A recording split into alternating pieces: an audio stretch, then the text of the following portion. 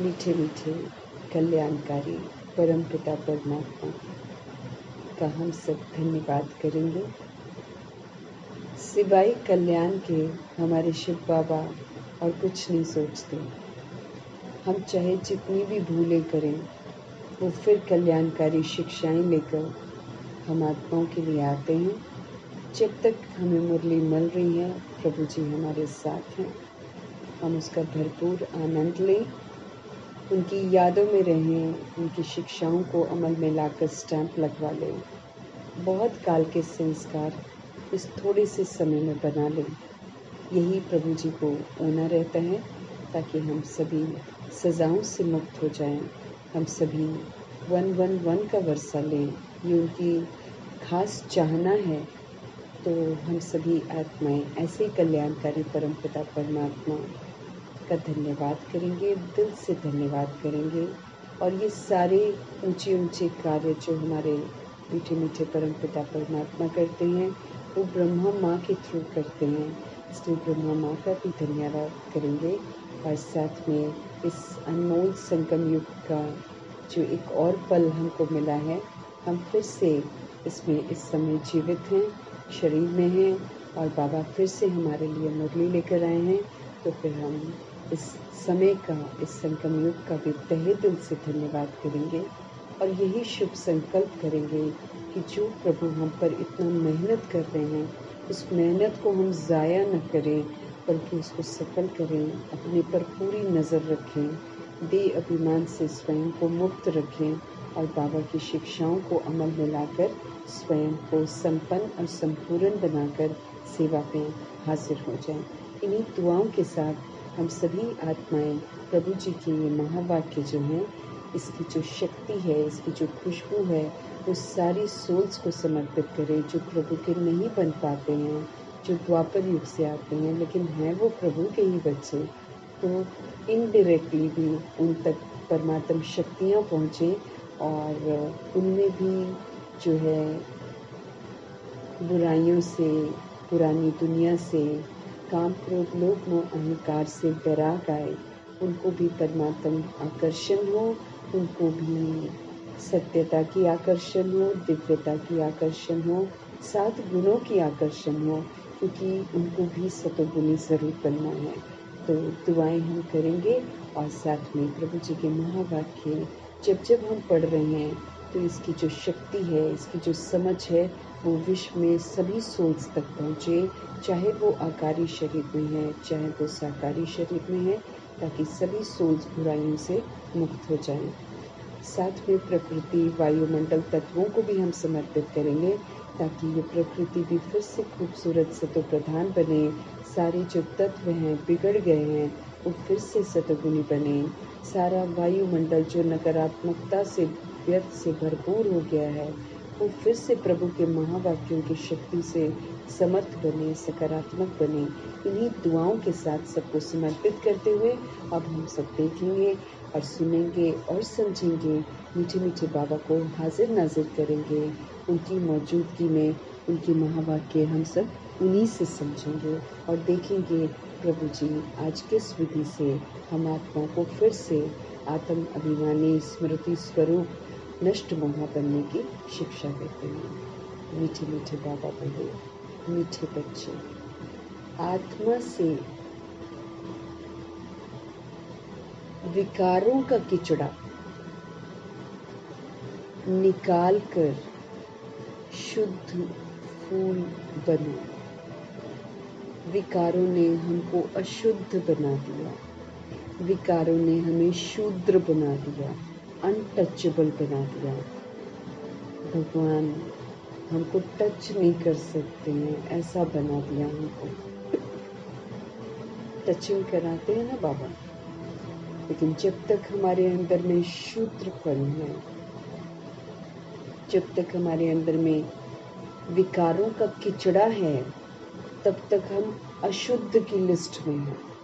इसलिए मीठे मीठे बाबा समझते रहे हैं, मीठे बच्चे, आत्मा के अंदर विकार घुस गए, क्योंकि आत्मा के अंदर ही मन है, बुद्धि है, दिल है, चित्त है, संस्कार है। उसके अंदर घुस गए हैं विकार। वो किचड़ा है जो हम आत्माओं के अंदर इकट्ठा हो गया है। अब प्रभु का फरमान है कि उसको निकालो। हमने वो अशुद्धता इस देभान और अभिमान की दुनिया से धारण किया है। ये मेरा नहीं है। हम तो ओरिजिनल में ज्योति बिंदु आत्माएं परम धाम की रहने वाली हैं। इस धरा पर आकर शरीर लेकर पुनर्जन्म में आकर विस्मृत होकर खुद से हमने विकारों को धारण किया है, एडॉप्ट किया है। अब इसको निकालना पड़ेगा। समझ प्रभु से मिल रही है, निकालना हमें पड़ेगा। और निकाल कर फिर अब हमको क्या बनना है? एकदम प्योर फ्लावर बनना है। बाप की याद से ही सारा कीचड़ा निकलेगा और कोई रास्ता है ही नहीं। हम अकेले नहीं कर सकते हैं। अगर हम सोचे कि हम विकारी हैं और हम सारा कीचड़ा निकाल देंगे, ये तो नामुमकिन है। लेकिन प्रभु की याद चाहिए, तभी तो राजयोग सिखाते हैं प्रभु बाबा कि राजा तो बनाते ही बनाते हैं कि भाई तुम आत्मा शरीर रूपी राजधानी के राजा हो, तुम मालिक हो। लेकिन साथ में फिर योग भी तो है। योग किससे लगाना है? पावर हाउस परमपिता परमात्मा से। पावर हाउस परमपिता परमात्मा अपनी शक्तियाँ देते हैं। उनकी याद से ही हमारे अंदर से सारा कीचड़ा निकलेगा, उसके बिना निकलने वाला नहीं। तो कीचड़ा विकारों का जो हमने अपने अंदर धारण कर लिया है, उसको निकालने का फरमान मिला है। भगवान हम आत्माओं को शुद्ध बनाकर घर वापस ले जाने के लिए आए हैं। इसलिए इस कीचड़े का निकलना बहुत ज़रूरी है। जब तक ये मेरे अंदर में है, मैं उड़ नहीं सकती। जब तक ये मेरे अंदर में है, बाबा मुझे टच कर नहीं सकते। किसी भी तरह की टचिंग नहीं कराएंगे बुद्धि में बाबा। इसीलिए कीचड़े से अब हमको मुक्त होना है और बाप की याद से ही मेरे अंदर से सारा कीचड़ा निकलेगा। इसलिए याद प्रभु की अहम है। अगर हम देहधारियों को याद करते हैं तो कीचड़ा और इकट्ठा करते हैं, लेकिन जब हम परम पिता परमात्मा को याद करते हैं तो कीचड़े से मुक्त होते हैं। आज का प्रश्न है प्रभु जी का, पवित्र बनने वाले बच्चों को किस एक बात में बाप को फॉलो करना है? अगर तो हम ठान लेते हैं कि हमको पवित्र बनना है, तो प्रभु जी इशारा दे रहे हैं कि पवित्र बनने वाले जो बच्चे हैं उनको किस एक बात में बाप को फॉलो करना है? प्रभु जी का उत्तर है, जैसे बाप परम पवित्र है, वो कभी भी अपवित्र कीचड़े वालों के साथ मिक्सअप नहीं होते हैं। बहुत बहुत पवित्र है। ऐसे आप पवित्र बनने वाले बच्चे बाप को फॉलो करो। सी नो इविल। दुनिया में तो इविल है ना। अभी सभी सोल्स के अंदर काम क्रोध लोभ मोह अहंकार है। सभी के अंदर देह का अभिमान है। तो शिव बाबा जब धरा पर आते हैं, निमंत्रण देते हैं, तो परम पवित्र शिव पिता परमात्मा उन आत्माओं को पढ़ाते हैं जो पवित्र रहने की प्रतिज्ञा करते हैं और फिर निभाते हैं। बाकियों की बुद्धि में 16,108 करोड़ आत्माएं जो बाबा के बनते हैं, उसमें भी सबकी बुद्धि में ज्ञान नहीं बैठता है। नंबरवार हैं सब। वो पवित्रता के आधार पर है। कितना कितना हम पवित्र बनते हैं, उतना उतना हमारी बुद्धि में ज्ञान बैठेगा। बाकी जितनी दुनिया में आत्माएं हैं, द्वापर युग कलयुग की जो सोल्स हैं, उनके साथ थोड़ी बाबा मिलता है।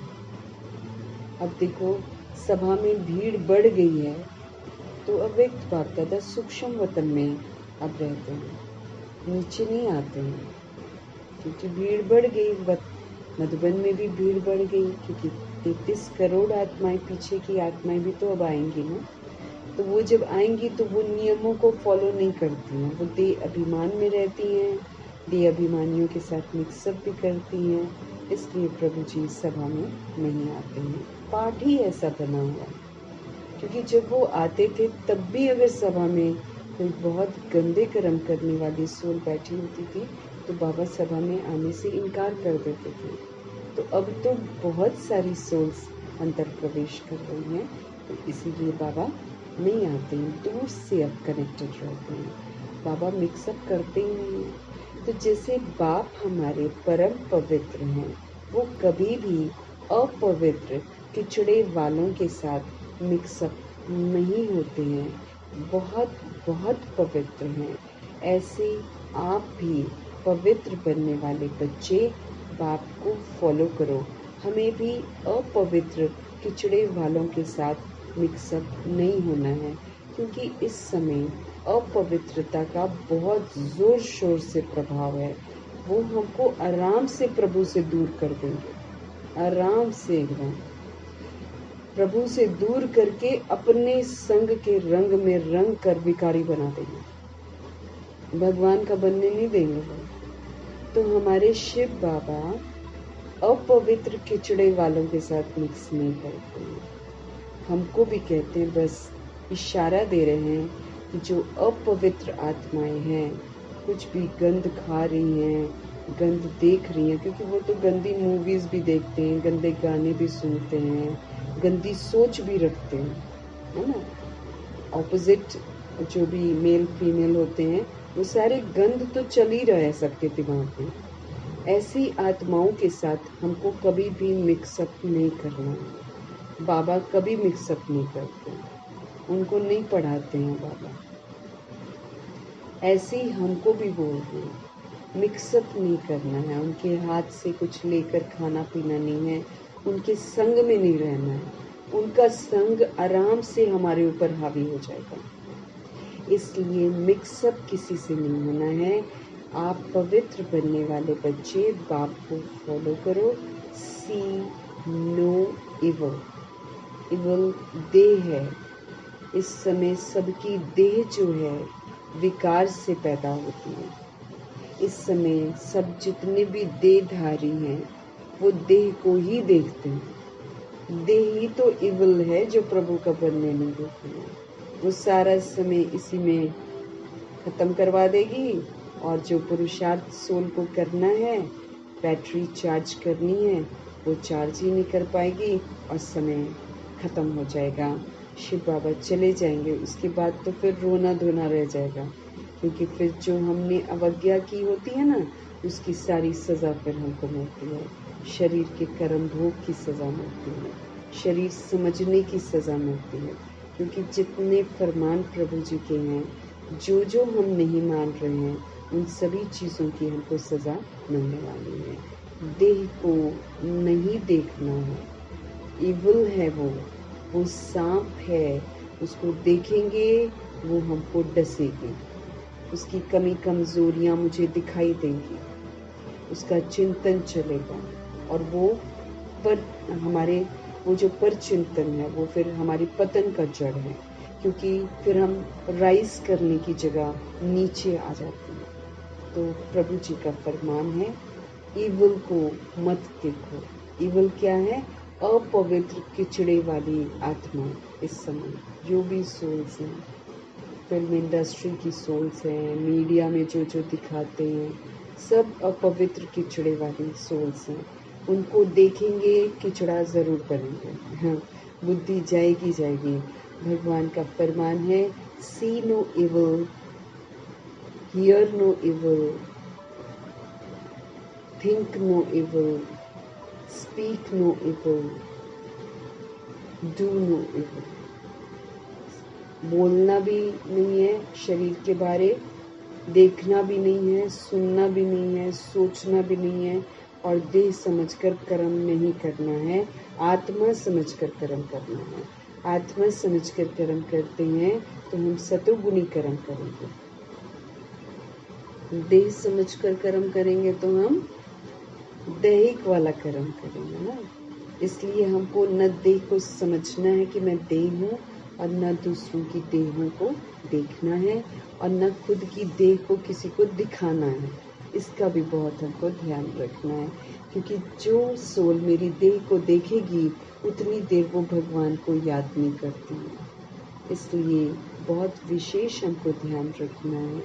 शौक तो ज़रूर चढ़ जाता है आत्माओं को अपने आप को दिखाने का, लेकिन ये शौक जो है वो हमको बहुत महंगा पड़ेगा, क्योंकि जब जब हम किसी सोल को प्रभु से विस्मृत करते हैं तब तब हम अपने लिए पाप का खाता जमा करते हैं। तो ध्यान रखेंगे, ईवल मतलब देह, ईवल मतलब अपवित्र, किचड़ा। इसीलिए ईवल को नहीं देखना है। दुनिया में जितने भी अपवित्र किचड़े वाले मनुष्य हैं उनके साथ मुझे मिक्सअप नहीं होना है, उनको टच नहीं करना है। उनकी टच हमको खराब करेगी, ध्यान रखना है। यहाँ तो बाबा के घर में जो सोल्स आती हैं उनसे भी परहेज करने की समझ देते हैं कि डिस्टेंस रखो, क्योंकि हर सोल अपनी विधि से पुरुषार्थ कर रहे हैं। इसलिए उसका प्रकोप, जिसका बैड वाला पुरुषार्थ होगा ना, वो आराम से दूसरे को अपने इफेक्ट में ले आएंगे, क्योंकि इस समय बैड का इफेक्ट है ना, उसका राज्य चलता है। इसलिए अपनी अवस्था को अच्छा रखना है तो हमको अपवित्र किचड़े वालों के साथ मिक्सअप नहीं होना है। ओम शांति। बाप बैठकर बच्चों को समझाते हैं, है तो ये दोनों ही बाप, वो प्रजापिता ब्रह्मा और वो हमारा शिव बाबा, वो अविनाशी पिता है। ब्रह्मा जी अलौकिक पिता बनते हैं एक बार संगम युग में, लेकिन जन्म जन्मांतर हम चाहे जितने मर्जी शरीर ले लें, हम आत्माओं का अविनाशी ओरिजिनल एकमात्र पिता शिव पिता परमात्मा है। तो प्रजापिता तो अलौकिक पिता सिर्फ संगम युग पर है। तो हैं तो ये दोनों बाप, एक को रूहानी बाप कहते हैं, दूसरों को जिस्मानी बाप कहेंगे। शरीर तो दोनों का एक ही है, तो जैसे कि दोनों बाप समझाते हैं, है ना। एक ही शरीर से तो शिव बाबा समझाते हैं और एक ही शरीर में प्रजापिता ब्रह्मा है, तो फिर दोनों सोल्स जो हैं एक ही शरीर के द्वारा पढ़ाते हैं, इसलिए उनको बाप समझ सकते हैं। तो जैसे कि दोनों बाप समझाते हैं, भल एक समझाते हैं दूसरा समझते हैं, फिर भी कहेंगे दोनों समझाते, क्योंकि मुरलियों में बीच बीच में ब्रह्मा जी भी अपना एक्सपीरियंस या अनुभव बताते रहते हैं ना, तो फिर दोनों सोल्स जो हैं हम आत्माओं को हर बात समझाते हैं। ये जो इतनी छोटी सी आत्मा है ना, उन पर कितना मैल चढ़ा हुआ है। हम सोल्स अति सूक्ष्म हैं, लेकिन इस समय हम मैली हो गए हैं। द्वापर युग से देह का भान आते आते वो अभिमान में परिवर्तन हो गया, फिर काम क्रोध लोभ मोह अहंकार, फिर उसके बाल बच्चे सारे हमारे अंदर आ गए और कितना सारा मैल चढ़ गया। तो हम सभी सोल्स मैली हो गई। मैल चढ़ने से फिर कितना घाटा पड़ जाता है। हम बिल्कुल वर्थ नॉट अ पेनी बन जाते हैं, हम कौड़ी तुल्य बन जाते हैं, हम चरित्र से बिल्कुल कंगाल बन जाते हैं, तो घाटा हो जाता है ना। तो बाबा कहते हैं मैल चढ़ने से कितना घाटा पड़ जाता है, हम सब भगवान से कितना दूर हो जाते हैं, मंगते बन जाते हैं, बेगर बन जाते हैं। ये फायदा और घाटा तब देखने में आता है जबकि शरीर के साथ है। हम सब कुछ समझ सकते हैं, सुन सकते हैं, देख सकते हैं, बोल सकते हैं, रियलाइज कर सकते हैं जब हम बॉडी में होते हैं।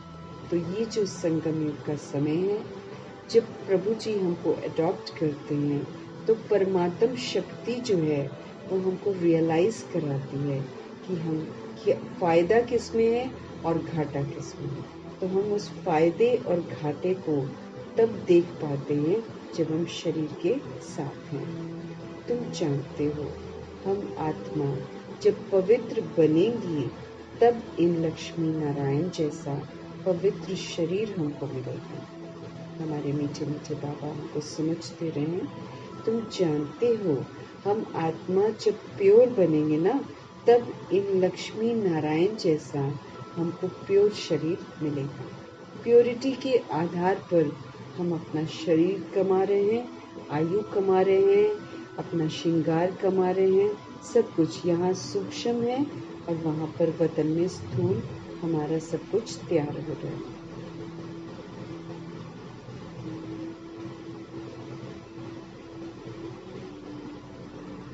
अभी आत्मा में कितना मैल चढ़ा हुआ है। जब मधु यानी कि शहद निकालते हैं ना, तो उनको छानते हैं तो कितनी मैल निकलती है। जो बीज बनाती हैं बाबा के, उसमें बहुत सारी मैल होती है। अब वो बनाती हैं अपने लिए, मनुष्य खाने को इतना तैयार है कि हनी खाएंगे, इससे सेहत बनती है। फिर अब जब बहुत ज़्यादा मांग बढ़ जाती है तो फिर नकली भी बनाते हैं, चीनी भी डालते हैं इसमें। फिर जब मधु जो है ना, बाबा कहते हैं जब शहद निकालते हैं फिर उनको छानते हैं तो कितनी मैल निकलती है। फिर मधु शुद्ध अलग हो जाती है। आत्मा भी बहुत मैली हो जाती है। आत्मा ही कंचन थी, आत्मा ही बिल्कुल पवित्र थी। हम सभी ओरिजिनल में पवित्र थे, शुद्ध थे। इसलिए बाबा बार बार क्या बोलते हैं, अब आप ये प्रैक्टिस करो, मैं शुद्ध आत्मा हूँ, मैं पवित्र आत्मा हूँ। इसीलिए बाबा हमको बोलते हैं, क्योंकि मेरी झूठ बोलने को नहीं बोलते हैं, बाबा सच बोलने को बोलते हैं। हम झूठ बोलते हैं क्योंकि हम अपने आप को बॉडी समझते हैं। बाबा हमको सच बोलना सिखाते हैं, इसलिए कहते हैं बोलो मैं परम पवित्र आत्मा हूँ, मैं शुद्ध आत्मा हूँ। जब हम ये बोलेंगे ना, अपने आप अशुद्धता से हम अपने को मुक्त करेंगे, क्योंकि रियलाइज होगा अरे भाई हम तो शुद्ध हैं, हम तो परम धाम के रहने वाले हैं, हम तो परमात्मा के बच्चे हैं। तो आत्मा भी बहुत मैली हो जाती है। आत्मा कभी कंचन थी, आत्मा तो बिल्कुल पवित्र थी। शरीर कितना सुंदर उसको मिला था सतयुग में। इन लक्ष्मी नारायण का शरीर देखो कितना सुंदर है, कंचन काया है, एकदम ट्रांसपेरेंट शरीर है, एक भी कीड़ा नहीं है अंदर में। इसीलिए जब सोल को बुलाते हैं वो लोग, लक्ष्मी नारायण लोग किसी सोल को जब बुलाते हैं तो वो सोल गर्भ महल में रहती है। मतलब शरीर का अंदर जो है वो एक महल की तरह होता है, उसमें वो सोल बॉडी जो है, उसको योग से जो शरीर मिलता है उसमें वो ग्रो करती है और फिर अपने आप बाहर आ जाती है, क्योंकि प्योर है ना। प्योरिटी से कोई गंदगी करने की ज़रूरत ही नहीं पड़ती है। तो बाबा कहते हैं कि आत्मा कंचन थी, आत्मा बिल्कुल पवित्र थी, तो उसको शरीर भी कैसा सुंदर था। लक्ष्मी नारायण का शरीर देखो कितना सुंदर है। मनुष्य तो शरीर को ही पूजते हैं ना, जड़ चित्र को पूजते हैं, उनके शरीर का आकार बनाकर उनको पूजते हैं। आत्मा की तरफ नहीं देखते हैं, वो उनको मालूम ही नहीं है, वो आत्मा की तरफ नहीं देखते हैं। चूंकि देवताओं के शरीर पवित्र थे, इसलिए आधा कल्प तो वो पवित्र रहते हैं, आधा कल्प क्योंकि अविनाशी ज्ञान है ना, इससे जब पवित्र बनते हैं तो ये अविनाशी चलता है। फिर जड़ चित्र जो है वो बड़े प्योर होते हैं उनके लिए, इसीलिए वो जड़ चित्र को पूजते हैं। तो बाबा अगर समझ देते हैं कि ये तो पत्थर की मूर्ति है जिसको पूज रहे हैं, तो शरीर देखो कितना सुंदर है। मनुष्य तो शरीर को ही पूजते हैं ना, आत्मा की तरफ तो देखते नहीं है, उनको मालूम ही नहीं है। आत्मा की तो पहचान ही नहीं है ना सोल्स को। तो पहले आत्मा सुंदर थी, फिर उसको चोला भी सुंदर मिलता है। तुम भी अभी ये बनना चाहते हो तो आत्मा फिर कितनी शुद्ध होनी चाहिए, क्योंकि शुद्ध आत्मा को शुद्ध शरीर मिलेगा। आत्मा को ही तमो प्रधान कहा जाता है, क्योंकि उसमें फुल किचड़ा है। सोल जो है इस समय किचड़े वाली बन जाती है कलयुग में। तो इसलिए आत्मा को तमो प्रधान बोला जाता है। शरीर को क्या बोलेंगे, शरीर तो आत्मा की वजह से ही चलता है ना। तो जब आत्मा गंदी होती है तो फिर शरीर भी गंदा हो जाता है, क्योंकि आत्मा में फुल किचड़ा है। दे भान, दे अभिमान, काम, क्रोध, लोभ, मोह, अहंकार, ईर्ष्या, द्वेष, नफरत, द्वेष, सब कुछ भरा पड़ा है। एक तो दे अभिमान का किचड़ा है, घमंड है कि मैं बॉडी हूँ। आज दुनिया में सभी सोल्स को घमंड हो गया है कि मैं बॉडी हूँ, और सारा ध्यान बॉडी में है। बॉडी की तरफ ही बुद्धि जाती है, बॉडी बॉडी समझते रहते हैं। तो दे अभिमान का जो किचड़ा है, जो गंध है, वो घुसा हुआ है। और फिर काम, क्रोध, उसी से फिर काम विकार आता है, उसी से एक्सपेक्टेशंस बढ़ती है कि मेरे को ऐसा होना चाहिए, मेरे को ऐसा होना चाहिए।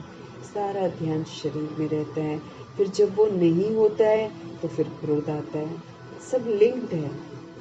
फिर लोभ आता है, फिर मोह आता है, फिर अहंकार आता है, फिर उसके बाद ईर्ष्या द्वेष आनी शुरू हो जाती है, नफरत, फिर अलबेलापन, फिर आलस्य, फिर सुस्ती, ये बढ़ता ही चला जाता है जब दे अभिमान हमारे अंदर आता है। किचड़ा निकालने के लिए छाना जाता है ना, तो छानने से रंग ही बदल जाता है। तुम अच्छी रीति बैठकर विचार करेंगे तो फील होगा कि बहुत किचड़ा मेरे अंदर भरा हुआ है।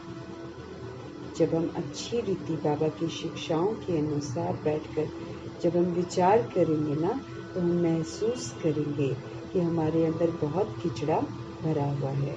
आत्मा में रावण की प्रवेशता हो गई है ना। रावण क्या है? रावण देह का अभिमान है, झूठा अभिमान है, अहंकार है दुनिया भर का।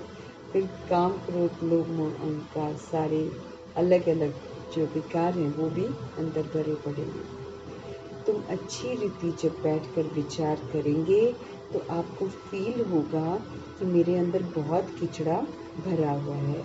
आत्मा में रावण की प्रवेशता है। अभी बाप की याद में रहने से ही तो किचड़ा निकलता है। जितना हम बाबा को याद करेंगे, वो पवित्रता का सागर है।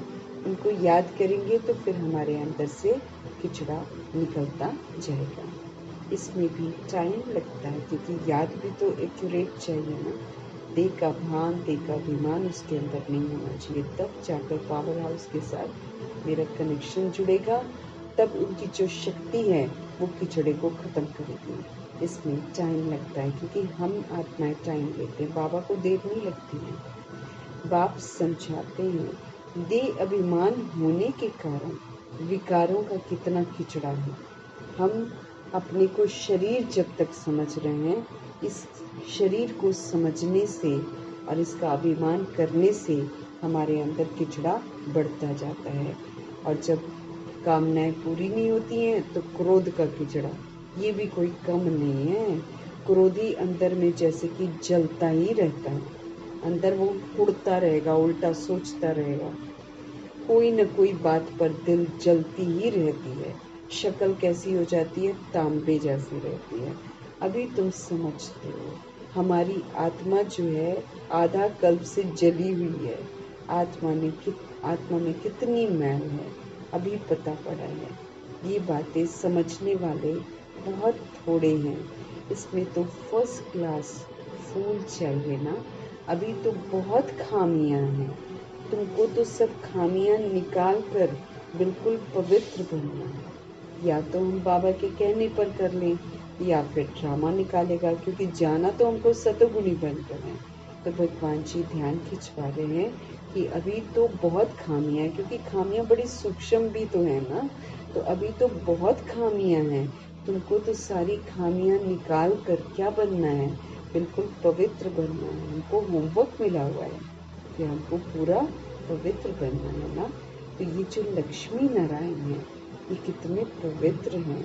वास्तव में उनको हाथ लगाने का भी हुक्म नहीं, इतने प्योर है। ब्रह्मा जी और सरस्वती जी इतने प्योर बनकर जाते हैं लक्ष्मी नारायण, इतने पवित्र हैं, वास्तव में उनको हाथ लगाने का भी हुक्म नहीं है ना। जड़ चित्र भी बनाते हैं, उसको भी अब ग्लास में है ना रखते हैं, ताकि कवर्ड रखते हैं, ताकि कोई भी देखे उनको, लेकिन उनको हाथ नहीं लगाए।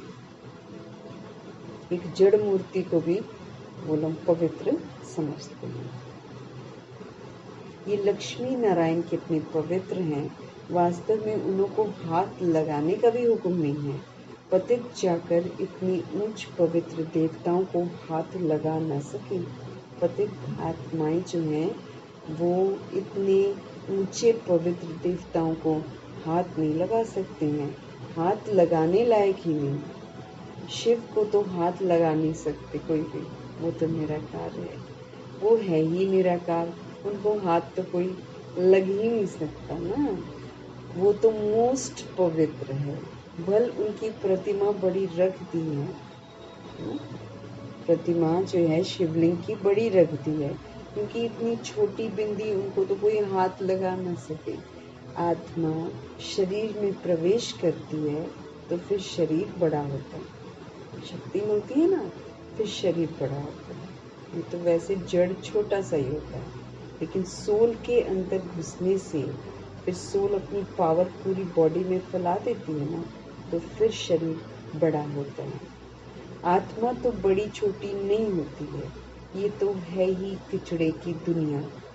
आत्मा में कितना किचड़ा भरा हुआ है, ये किचड़े की दुनिया है। सबके अंदर देभान, दे अभिमान और विकारों का किचड़ा भरा पड़ा है। शिव बाबा तो बहुत प्योर है, बहुत पवित्र है। यहाँ तो सबको एक समान बना देते हैं, एक दो को कह भी देते हैं तुम तो जानवर हो, है ना, गालियाँ भी देते हैं, जानवर भी कह देते हैं। सतयुग में ऐसी वाली भाषा नहीं होती है, हम ऐसी भाषा वहाँ नहीं बोलते हैं। अभी तुम फील करते हो हमारी आत्मा में बड़ी मैल चढ़ी हुई है। आत्मा लायक ही नहीं है जो बाप को याद करे। इतनी मैल चढ़ी हुई है ना कि बाबा याद ही नहीं आता, क्योंकि मैल के साथ तो हम देभान और दे अभिमान की मैल के साथ हम बाबा को याद नहीं कर सकते। तो आत्मा जो है ना वो इस समय लायक ही नहीं है जो कि बाप को याद करे। नालायक समझकर माया भी फिर एकदम उनको हटा देती है।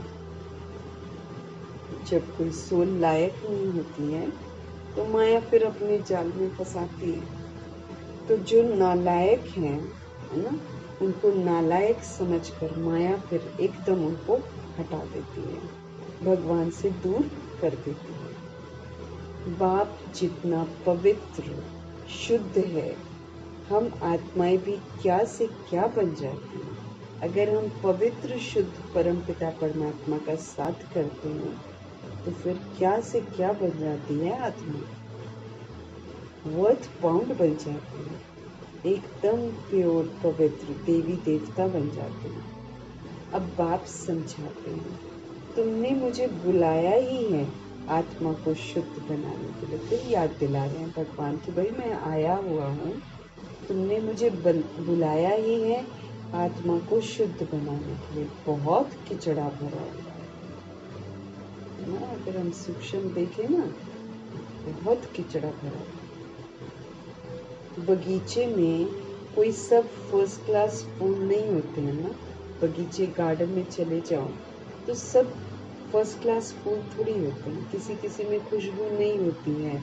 अब अख का फूल देख लो तो वो थोड़ी फर्स्ट क्लास फूल होते हैं, नंबर वार है सब। शिव बाबा बागवान है, हम आत्माओं को फूल बनाते हैं। आत्मा कितनी पवित्र बनती है, फिर कितनी मैली एकदम कांटा बन जाती है। हमारे अंदर विकारों के कांटे जब आ जाते हैं तो हम कितने मैले हो जाते हैं। आत्मा में ही दे अभिमान का, आत्मा में ही काम क्रोध का किचड़ा भरता है।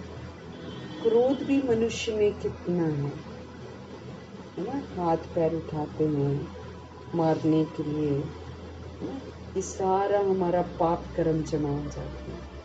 क्योंकि लॉ हमको हाथ में नहीं उठाना है ना, लेकिन गालियाँ देना, अपशब्द बोलना, किसी को जानवर बोल देना, ये भाषा जो है देवताओं की नहीं है।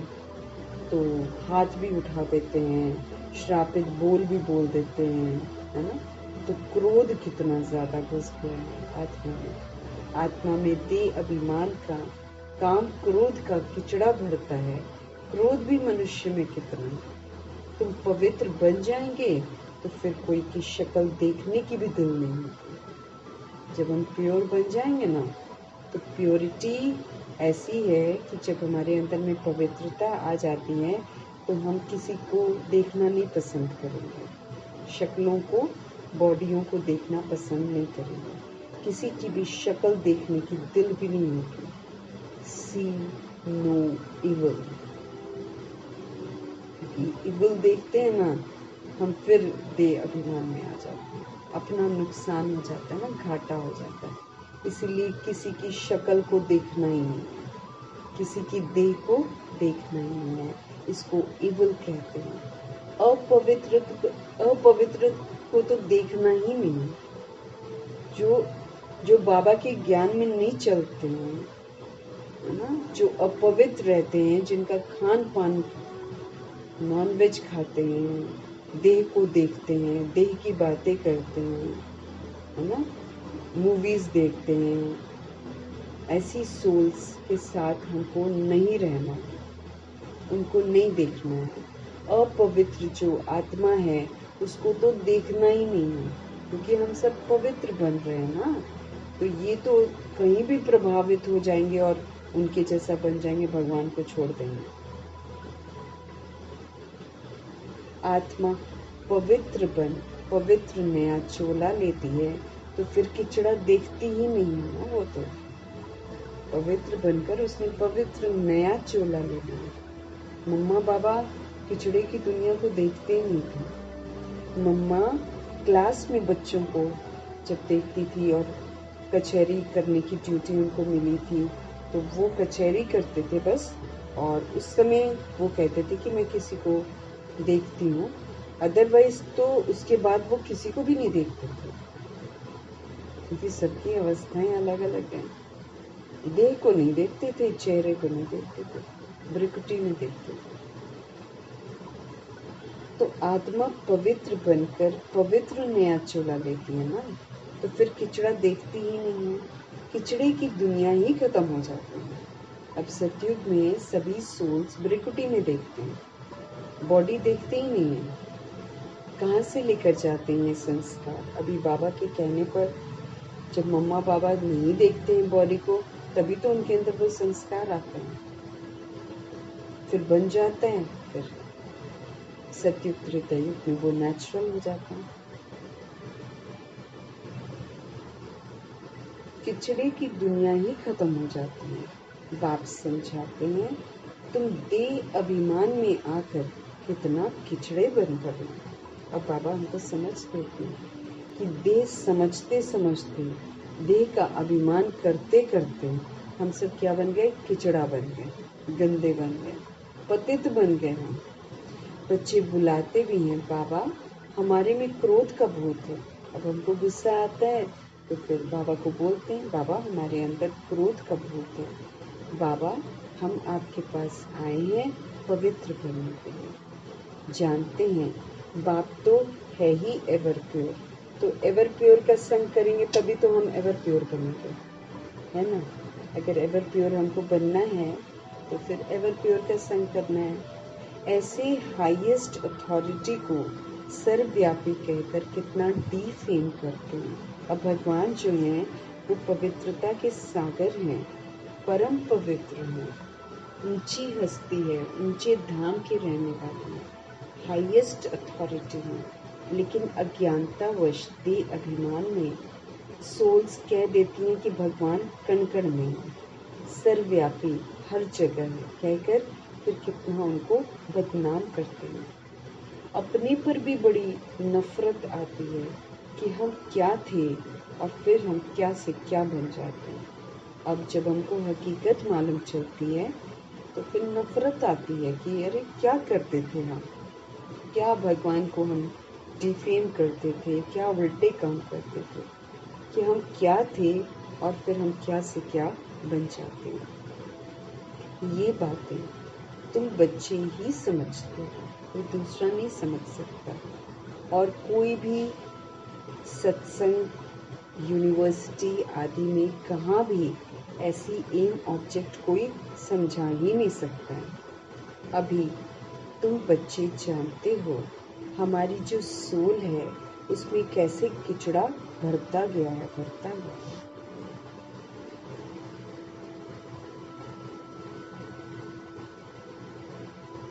दो कला कम हुई, फिर 4 कला कम हुई और किचड़ा भरता गया। इसलिए कहा जाता है तमो प्रधान बन गई है। कोई लोभ में तमो प्रधान बन गया है, कोई मुंह में जल मरते हैं, मेरा है मेरा है, इसमें जल मरते हैं। इस अवस्था में ही जल जल कर मर जाना। अभी तुम बच्चों को तो अब मोह जो कर रखा है उसमें मर जाएंगे, लोभ में मर जाएंगे। बाबा कहते हैं इस अवस्था में ही जल जल कर मर जाना है। अभी तुम बच्चों को तो शिव बाबा की याद में ही शरीर छोड़ना है। अब हमको कुछ और याद नहीं करना है। बाबा कहते सिर्फ मुझे याद करो, तो बाबा को याद करेंगे तो जल जल कर नहीं मरेंगे, सदगति हो जाएगी। जो शिव बाबा ऐसा बनाते हैं उनकी याद में हमको शरीर छोड़ना है। इन लक्ष्मी नारायण को ऐसा बाप ने बनाया ना, तो अपने को कितनी खबरदारी रखनी चाहिए। तूफान वो तो बहुत आएंगे, उसमें तो कोई दो मत नहीं है। परीक्षाएं तो होंगी ना, बार बार मन हट जाएगा, भगवान की तरफ नहीं जाएगा, अपनी शरीर की तरफ आकर्षण जाएगा। ये सारे पेपर ही तो हो रहे हैं। तो बाबा कहते हैं इन लक्ष्मी नारायण को ऐसा किसने बनाया? शिव बाबा ने बनाया, और उन्होंने शिव बाबा का कहना माना, इसलिए वो वैसा बन गए। बाबा सभी को वैसा बनाते हैं, लेकिन जो बनता है, कहना मानता है, वो बन जाता है। तो अपने को कितनी खबरदारी रखनी चाहिए। तूफान, नीचे बाबा कहते हैं वो तो बहुत आएंगे। तूफान माया के ही आते हैं और कोई तूफान नहीं है। तूफान क्या है? माया के है। माया क्या है? हमारी कमी कमजोरियां जो हम धारण कर लेते हैं ना, 63 जन्म में पक्का कर लेते हैं। वही कमी कमजोरियां जो मेरे अंदर हैं वो तूफान बनकर बाहर आती है। अब जो मैंने यूज किया, अब हमने यूज किया हुआ है क्रोध, और बाबा कहे शांत रहो, तो वो जो इतने समय से मैंने यूज करा है वो अंदर उथल खाता है, और मायावी सिचुएशंस ऐसी बनती हैं जिसमें क्रोध आता है। अब जब हम देह में फंसते हैं, देह सोचते हैं अपने आप को अभी, और देह फिर वैसी नहीं होती है, कुछ खामियां आ जाती हैं, सारा बुद्धि का योग इसमें जाता है, फिर क्रोध आता है, अंदर सोच सोच के क्रोधित होते रहते हैं। फिर कोई कुछ कह जाए कि आप अच्छे नहीं हो या आप ठीक नहीं लग रहे हो, बस आ जाएगा क्रोध। किस लिए आया? क्योंकि कामनाएं हैं अंदर कि हम अच्छे लगें और दूसरे लोग मुझे बोलें कि तुम अच्छे हो। ये तो फिर आत्मा अधीन गुलाम आत्मा बनी हुई है, वो तो फिर सदा नाखुश रहेगी। क्योंकि एक ही मनुष्य को 10 अगर लोग देखेंगे, 10 का अलग अलग राय होगी। क्यों? क्योंकि 10 की अपनी सोच है। शरीर को देखने की 10 की अपनी सोच है, इसलिए 10 आत्माएं 10 व्यूज देंगे। तो फिर सच्चाई है क्या? वो तो अपनी सोच को बोल रही है, वो आपको देखकर नहीं बोल रहे हैं, वो अपनी सोच को व्यक्त कर रहे हैं। तो जो सोल बॉडी के अधीन हो जाती है, वो फिर ऐसे कमेंट सुनती है ना, कपड़े को लेकर, चाहे पहनावा कुछ भी है, उसको देखकर किसी ने कह दिया ये चीज़ तो अच्छी नहीं, बस उसी में मुंह लटक जाता है, फिर क्रोध आने लग जाता है, फिर उस चीज़ को छोड़ देंगे, ये सारा क्या है, इसी अधीनता से बाबा बाहर निकालते हैं। यही मायावी तूफान है। तूफान माया के ही आते हैं, बाबा कहते हैं कमी कमजोरियों के ही तूफान आते हैं, और कोई तूफान नहीं है। जैसे शास्त्रों में कहानी लिखती है ना कि हनुमान आदि की कहानियां बना दी हैं, कहते हैं भगवान ने शास्त्र बनाए। अब भगवान तो सब वेद शास्त्रों का सार सुनाते हैं, वो तो मनुष्य बनाते हैं, और बाबा फिर उसकी इसेंस हमको बताते हैं। भगवान ने तो सदगति कर दी, उनको शास्त्र बनाने की जरूरत क्या है। भगवान न लिखा हुआ पढ़ते हैं, और न तो वो कोई ऐसा शास्त्र बनाते हैं, और न हम सभी आत्माएं मिलकर उनकी शिक्षाओं का शास्त्र बना सकते हैं। उसके लिए तो बाबा कहते तुम कोशिश भी करो, सारी धरती को कागज बना लो, सारे जितने भी दुनिया में जंगल हैं उनको कलम बना लो, सारे सागर को तुम स्याही बना लो, तो भी तुम नहीं लिख पाओगे एक जगह। भगवान के ज्ञान को कोई समेट नहीं सकता एक किताब में। ज्ञान का सागर है वो। इसीलिए बाबा जो सुनाते हैं उसका कोई शास्त्र नहीं बनता। बाबा आते हैं, हम आत्माओं को हर बात की समझ देते हैं, हम उस समझ से चलते हैं तो हमारी सदगति हो जाती है। अगर हम नहीं चलते हैं तो फिर नंबरवार मुक्त होते हैं, और नंबरवार हम सदगति प्राप्त करते हैं। तो बाबा को तो शास्त्र बनाने की कोई ज़रूरत ही नहीं है। अब हमारे मीठे बाबा फिर से कह रहे हैं, हियर नो ईगो। आज दुनिया सिर्फ देह की बातें करती है, बस देह को ही देखते हैं, देह की बातें ही करते हैं। इसलिए देह को देखना नहीं, सांप है वो। और हियर नो इवल, न देह की बातें सुननी है। इन शास्त्रों आदि से तो तुम ऊंच नहीं बन सकते हो। बाबा कहते जितना मर्जी आप शास्त्र पढ़ लो, पढ़ते ही आ रहे हैं आधा कल्प से, कोई ऊंच बना है, उल्टा और नीच बन गए हैं। आजकल तो शास्त्र पढ़ पढ़ के रोते हैं।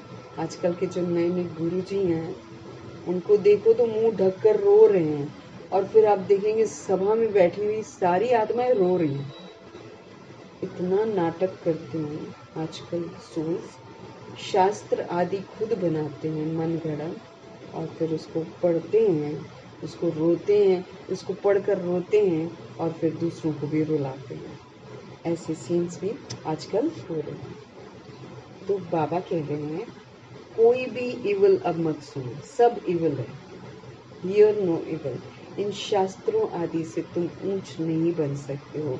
मैं तो इन सब से बिल्कुल अलग हूँ, कोई भी मुझे पहचानते ही नहीं है, लेकिन भगवान के नाम पर शास्त्र बना रखे हैं। बाप क्या है किसी को पता ही नहीं है। बाप जानते हैं कौन कौन मेरी सर्विस करते हैं, अर्थात कल्याणकारी बनकर औरों का भी कल्याण करते हैं, वही प्रभु जी के दिल पर चढ़ते हैं। हम सभी आत्माओं को स्व परिवर्तन की सर्विस करनी है। हम सभी आत्माओं को अपने पर 100% अटेंशन देने की सर्विस करनी है। जैसे कि दादी जानकी भी बताते हैं कि हम जब उनसे पूछा कि आप क्या सेवा करते हो, उन्होंने यही बोला था 100% मैं अपने पर अटेंशन रखती हूँ, सेवा तो प्रभु कराते हैं। कितनी खूबसूरत बात है।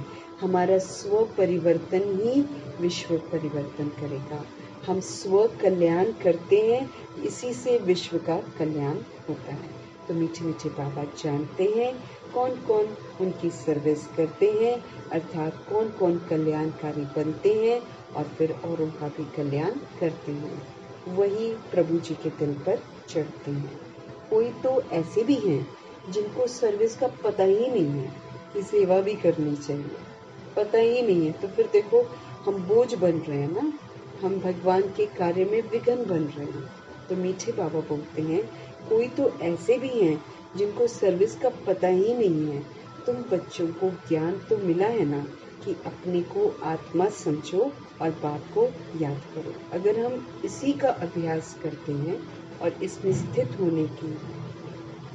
होने का अटेंशन रखते हैं कि मैं सोल हूँ, परमात्मा को याद करूं, परमात्मा की मैं संतान हूँ, इससे भी कितनी सेवा होगी। वायुमंडल शुद्ध होता है क्योंकि मैं शुद्ध संकल्प कर रही हूँ, मैं असली संकल्प कर रही हूँ जो सच है कि मैं सोल हूँ और मैं परमात्मा का बच्चा हूँ। तो मैं याद करूँ, है ना। तो अपने को आत्मा समझो और बाप को याद करो। भल आत्मा शुद्ध बनती है, शरीर तो फिर भी ये पतित ही है, तभी तो छोड़ना पड़ता है इसको। हम शुद्ध बनते, मम्मा बाबा शरीर में रहते शुद्ध बने हैं। सोल्स की बात कर रहे हैं ना, सोल है ब्रह्मा जी, सोल है सरस्वती जी, तो शरीर में रहते हुए शुद्ध बने हैं। जब शुद्ध बन गए शरीर छोड़ दिया, क्यों? शरीर पतित है, शरीर तो पतित ही है ना। तो शरीर तो फिर भी ये पतित है ना। जिनकी आत्मा बाबा कहते हैं शुद्ध होती जाती है, उनकी एक्टिविटी में फिर रात दिन का फर्क आता जाता है। चलन से भी मालूम पड़ जाता है। नाम कोई का नहीं लिया जाता। अगर नाम ले तो कहीं और ही बदतर ना हो जाए, क्योंकि कई सोच फिर उल्टा करना शुरू कर देती हैं।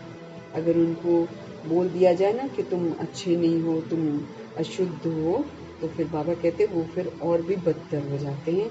इसीलिए बाबा किसी का नाम नहीं लेते हैं, लेकिन बाबा ये ज़रूर कह देते हैं कि तुम्हारी जो पवित्रता है वो तुम्हारी एक्टिविटी से सबको पता चल जाएगी। अगर तुम चेंज हो जाते हो, अगर तुम शुद्ध हो जाते हो, अगर तुम्हारी दैहिक दृष्टि समाप्त हो जाती है, तो वो अंतर एक्टिविटी में दिखाई देगा। पहले हम कैसे करते थे, अब हम कैसे करते हैं, इसमें रात दिन का फर्क नजर आएगा। तो इस विधि से पता चलता है। बाकी नाम किसी का नहीं लिया जाता है, क्योंकि वो फिर किसी को दिल शिकस्त कर सकता है और सोल और भी बदतर बन सकती है। अभी तुम फर्क देख सकते हो कि तुम क्या थे पहले, क्या बनना है। तो श्रीमत पर चलना चाहिए ना, क्योंकि श्रीमत पर चलकर ही तो हम श्रेष्ठ बनते हैं, अदरवाइज तो हम नहीं बन सकते हैं। अंदर गंध जो हमारे भरा हुआ है उसको निकालना है। देह समझना गंध है, उसको समझ कर तो हम नरकवासी बन गए। अगर अभी भी हम देह समझते हैं तो अभी भी फिर हम नरकवासी हैं, तो कितनी न हम सजा खाएंगे। इसलिए अब अपने को आत्मा समझना है, तभी हम पावरफुल बन सकते हैं। क्योंकि जब आत्मा समझेंगे तो आत्मा समझने वाली जो सोल है ना, वो फिर ये संकल्प करेगी कि मैं निरोगी हूँ, मैं बिल्कुल स्वस्थ हूँ, मेरा शरीर परफेक्ट है, ये प्रभु की अमानत है। ऐसे ऐसे जो संकल्प करते हैं ना, यही संकल्प बॉडी को ठीक करेंगे। लेकिन अगर हम बॉडी सोचते रहेंगे तो आत्मा भी कमजोर, बॉडी भी कमजोर रहेगी। आत्मा को हील करना है अपने आप को, तो आत्मा जितनी प्योर बनती जाएगी उतना उसका शरीर हील होता जाएगा। इसलिए बाबा समझ देते हैं कि अंदर जो तुम्हारी गंद भर गया है ना कि मैं बॉडी हूँ, बॉडी को ऐसा होना चाहिए, बॉडी को वैसा होना चाहिए, वो गंद जो भरा हुआ है उसको निकालो। लौकिक संबंध में भी कोई कोई बहुत गंदे बच्चे होते हैं, तो उनसे बाप भी तंग हो जाते हैं, कहते हैं ऐसा बच्चा तो न होता तो अच्छा था। कुछ सोल्स तंग करती हैं, तो फिर ऐसी सोल्स के लिए कुछ जो शरीर के माँ बाप होते हैं वो कहते हैं ऐसा बच्चा तो न होता तो अच्छा था, है ना। आजकल एक तो जो आत्माएं किसी के साथ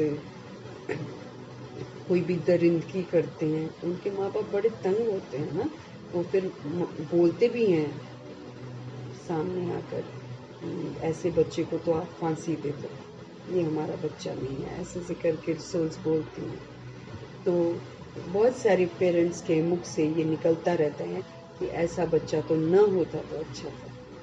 फूलों के बगीचे की खुशबू होती है, जहाँ पर फूल होते हैं सुंदर सुंदर, वहाँ पर खुशबू होती है, परंतु ड्रामा अनुसार खिचड़ा भी है अब, है ना। फूलों के बगीचे में अक के फूल भी होते हैं, अक को तो बिल्कुल देखने की दिल नहीं होती है, उसमें पॉइजन भी होता है और उसको देखने का मन नहीं होता है, क्योंकि वो अट्रैक्टिव भी नहीं होता है, उसमें खुशबू नहीं होती है। परंतु और वही फूल जो है एक शिव पर ही चढ़ता है, शिवलिंग पर ही चढ़ाते हैं शिवरात्रि में। क्यों? क्योंकि सारे बच्चे जो बाबा के हैं वैरायटी बच्चे हैं, हर तरह का फूल चढ़ता है ना। तो अक धतूरा जिसको कोई देखना नहीं चाहता वो फूल भी चढ़ते हैं, क्योंकि ऐसे बच्चे भी प्रभु के इस समय बनते हैं। वैरायटी है ना, 16,108 करोड़ बच्चों में गुलाब भी है, चमेली भी है, रात की रानी भी है, तरह तरह के गेंदे के फूल भी हैं। हर किसी की अपनी अपनी विशेषता है और हर फूल जो है वो 16,108 करोड़ बच्चों का यादगार है। हर फूल जितने हैं ना बच्चे बाबा के, उतने फूल हैं दुनिया में, सब वैरायटी। अब जैसी आत्मा की अवस्था है वैसा वो फूल है।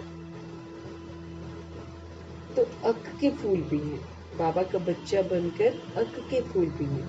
अक को तो बिल्कुल देखने की दिल नहीं होती है, परंतु बगीचे में जाने से नजर तो सब पर पड़ेगी ना। आत्मा कहेगी ना ये फलाना फूल है, खुशबू भी अच्छे फूल खिलेंगे ना। बाप भी देखते हैं कि इनकी आत्मा कितना याद की यात्रा में रहती है। अब बाबा हम आत्माओं को भी चेक करते हैं, हम सभी सोल्स कितना प्रभु की याद कर रहे हैं। प्रभु को याद करते हैं कि देहधारियों को याद करते हैं। देहधारियों को याद करते हैं तो फिर बदबूदार बन जाते हैं। तो कोई ना कोई पुरानी बात अगर याद आ जाती है या कोई सोल हमारे साथ कुछ बुरा करते हैं, अगर हम उसको याद करते हैं तो फिर हमारे मन में आता है ना, क्रोध आता है और बदले की भावना आ जाती है, दुख आ जाता है। तो उस दुख में फिर हम अपशब्द भी कुछ बोल जाते हैं, ऐसा ऐसा होता है ना। इसलिए बाबा कहते हैं मत सोचो ना किसी के बारे में, उसके बारे में सोचो जो सुख देता है। अब समय है जो खुशबूदार फूल बनाते हैं, जो हमको सुख देते हैं, जो हमको सत्य से परिचित कराते हैं। अब तो उनको देखना है, उनको याद करना है और हमको खुशबूदार बनना है।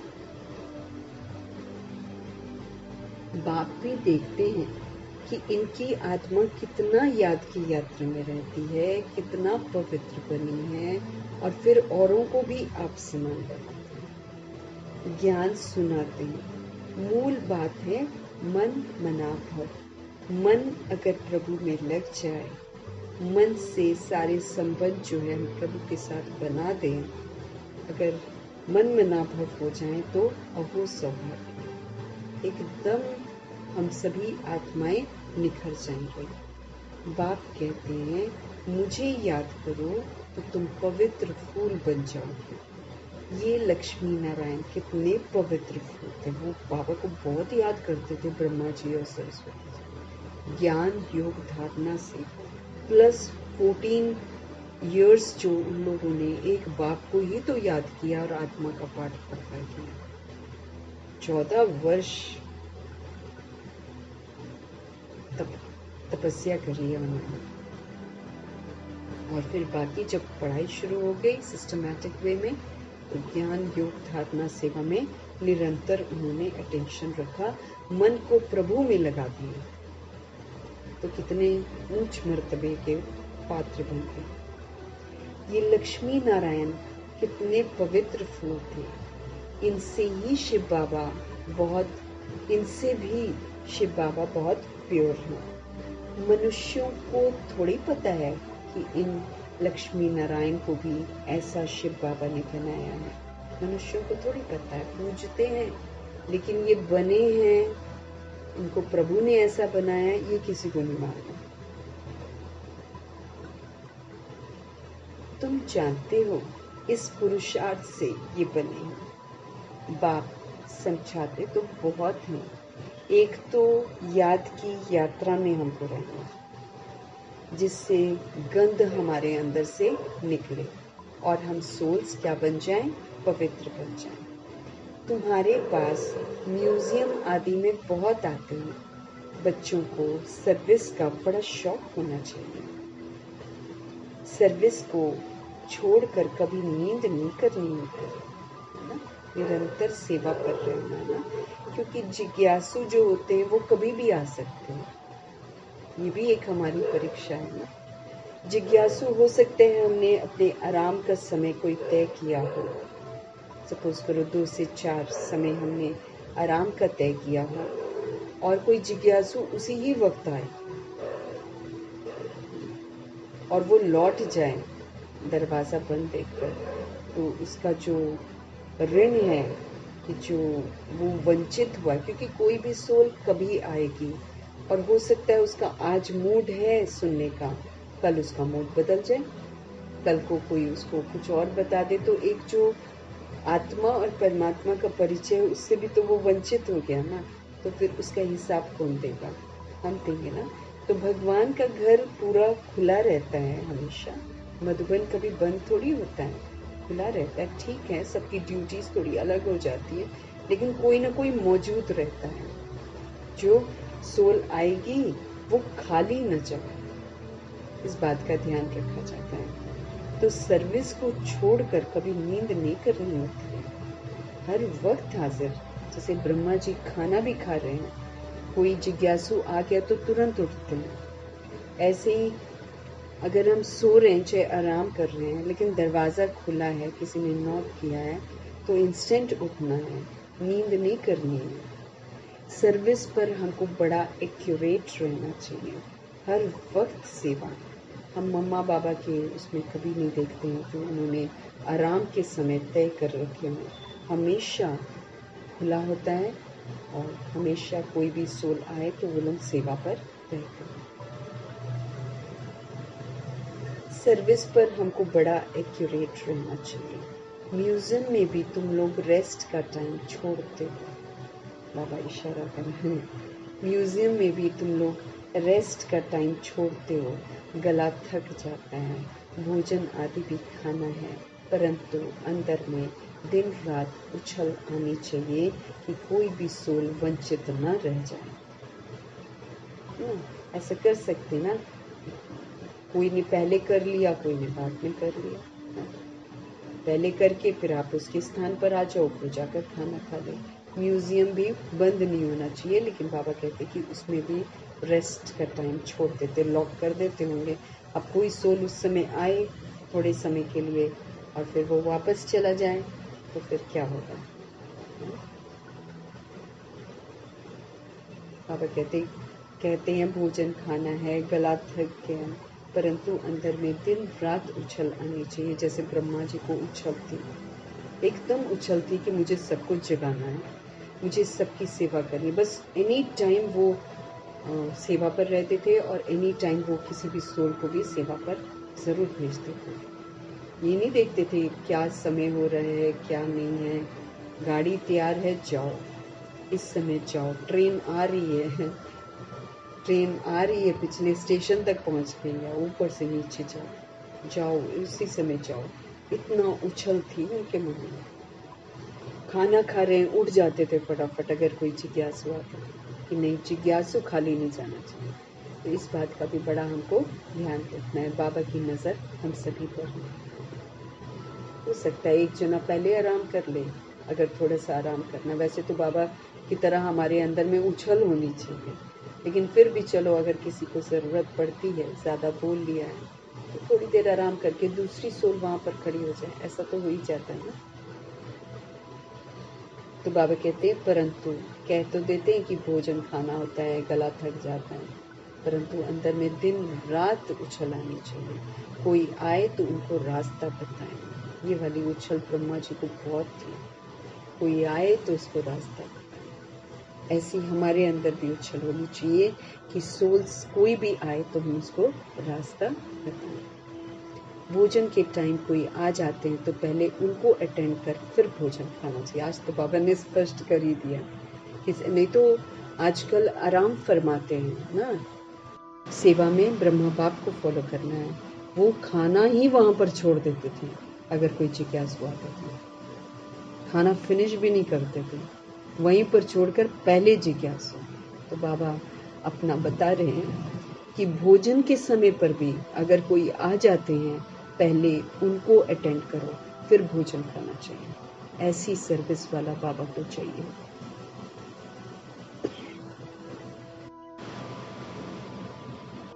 जैसे शुरू शुरू की बात है कि जान की दादी नाश्ता करने बैठ गई।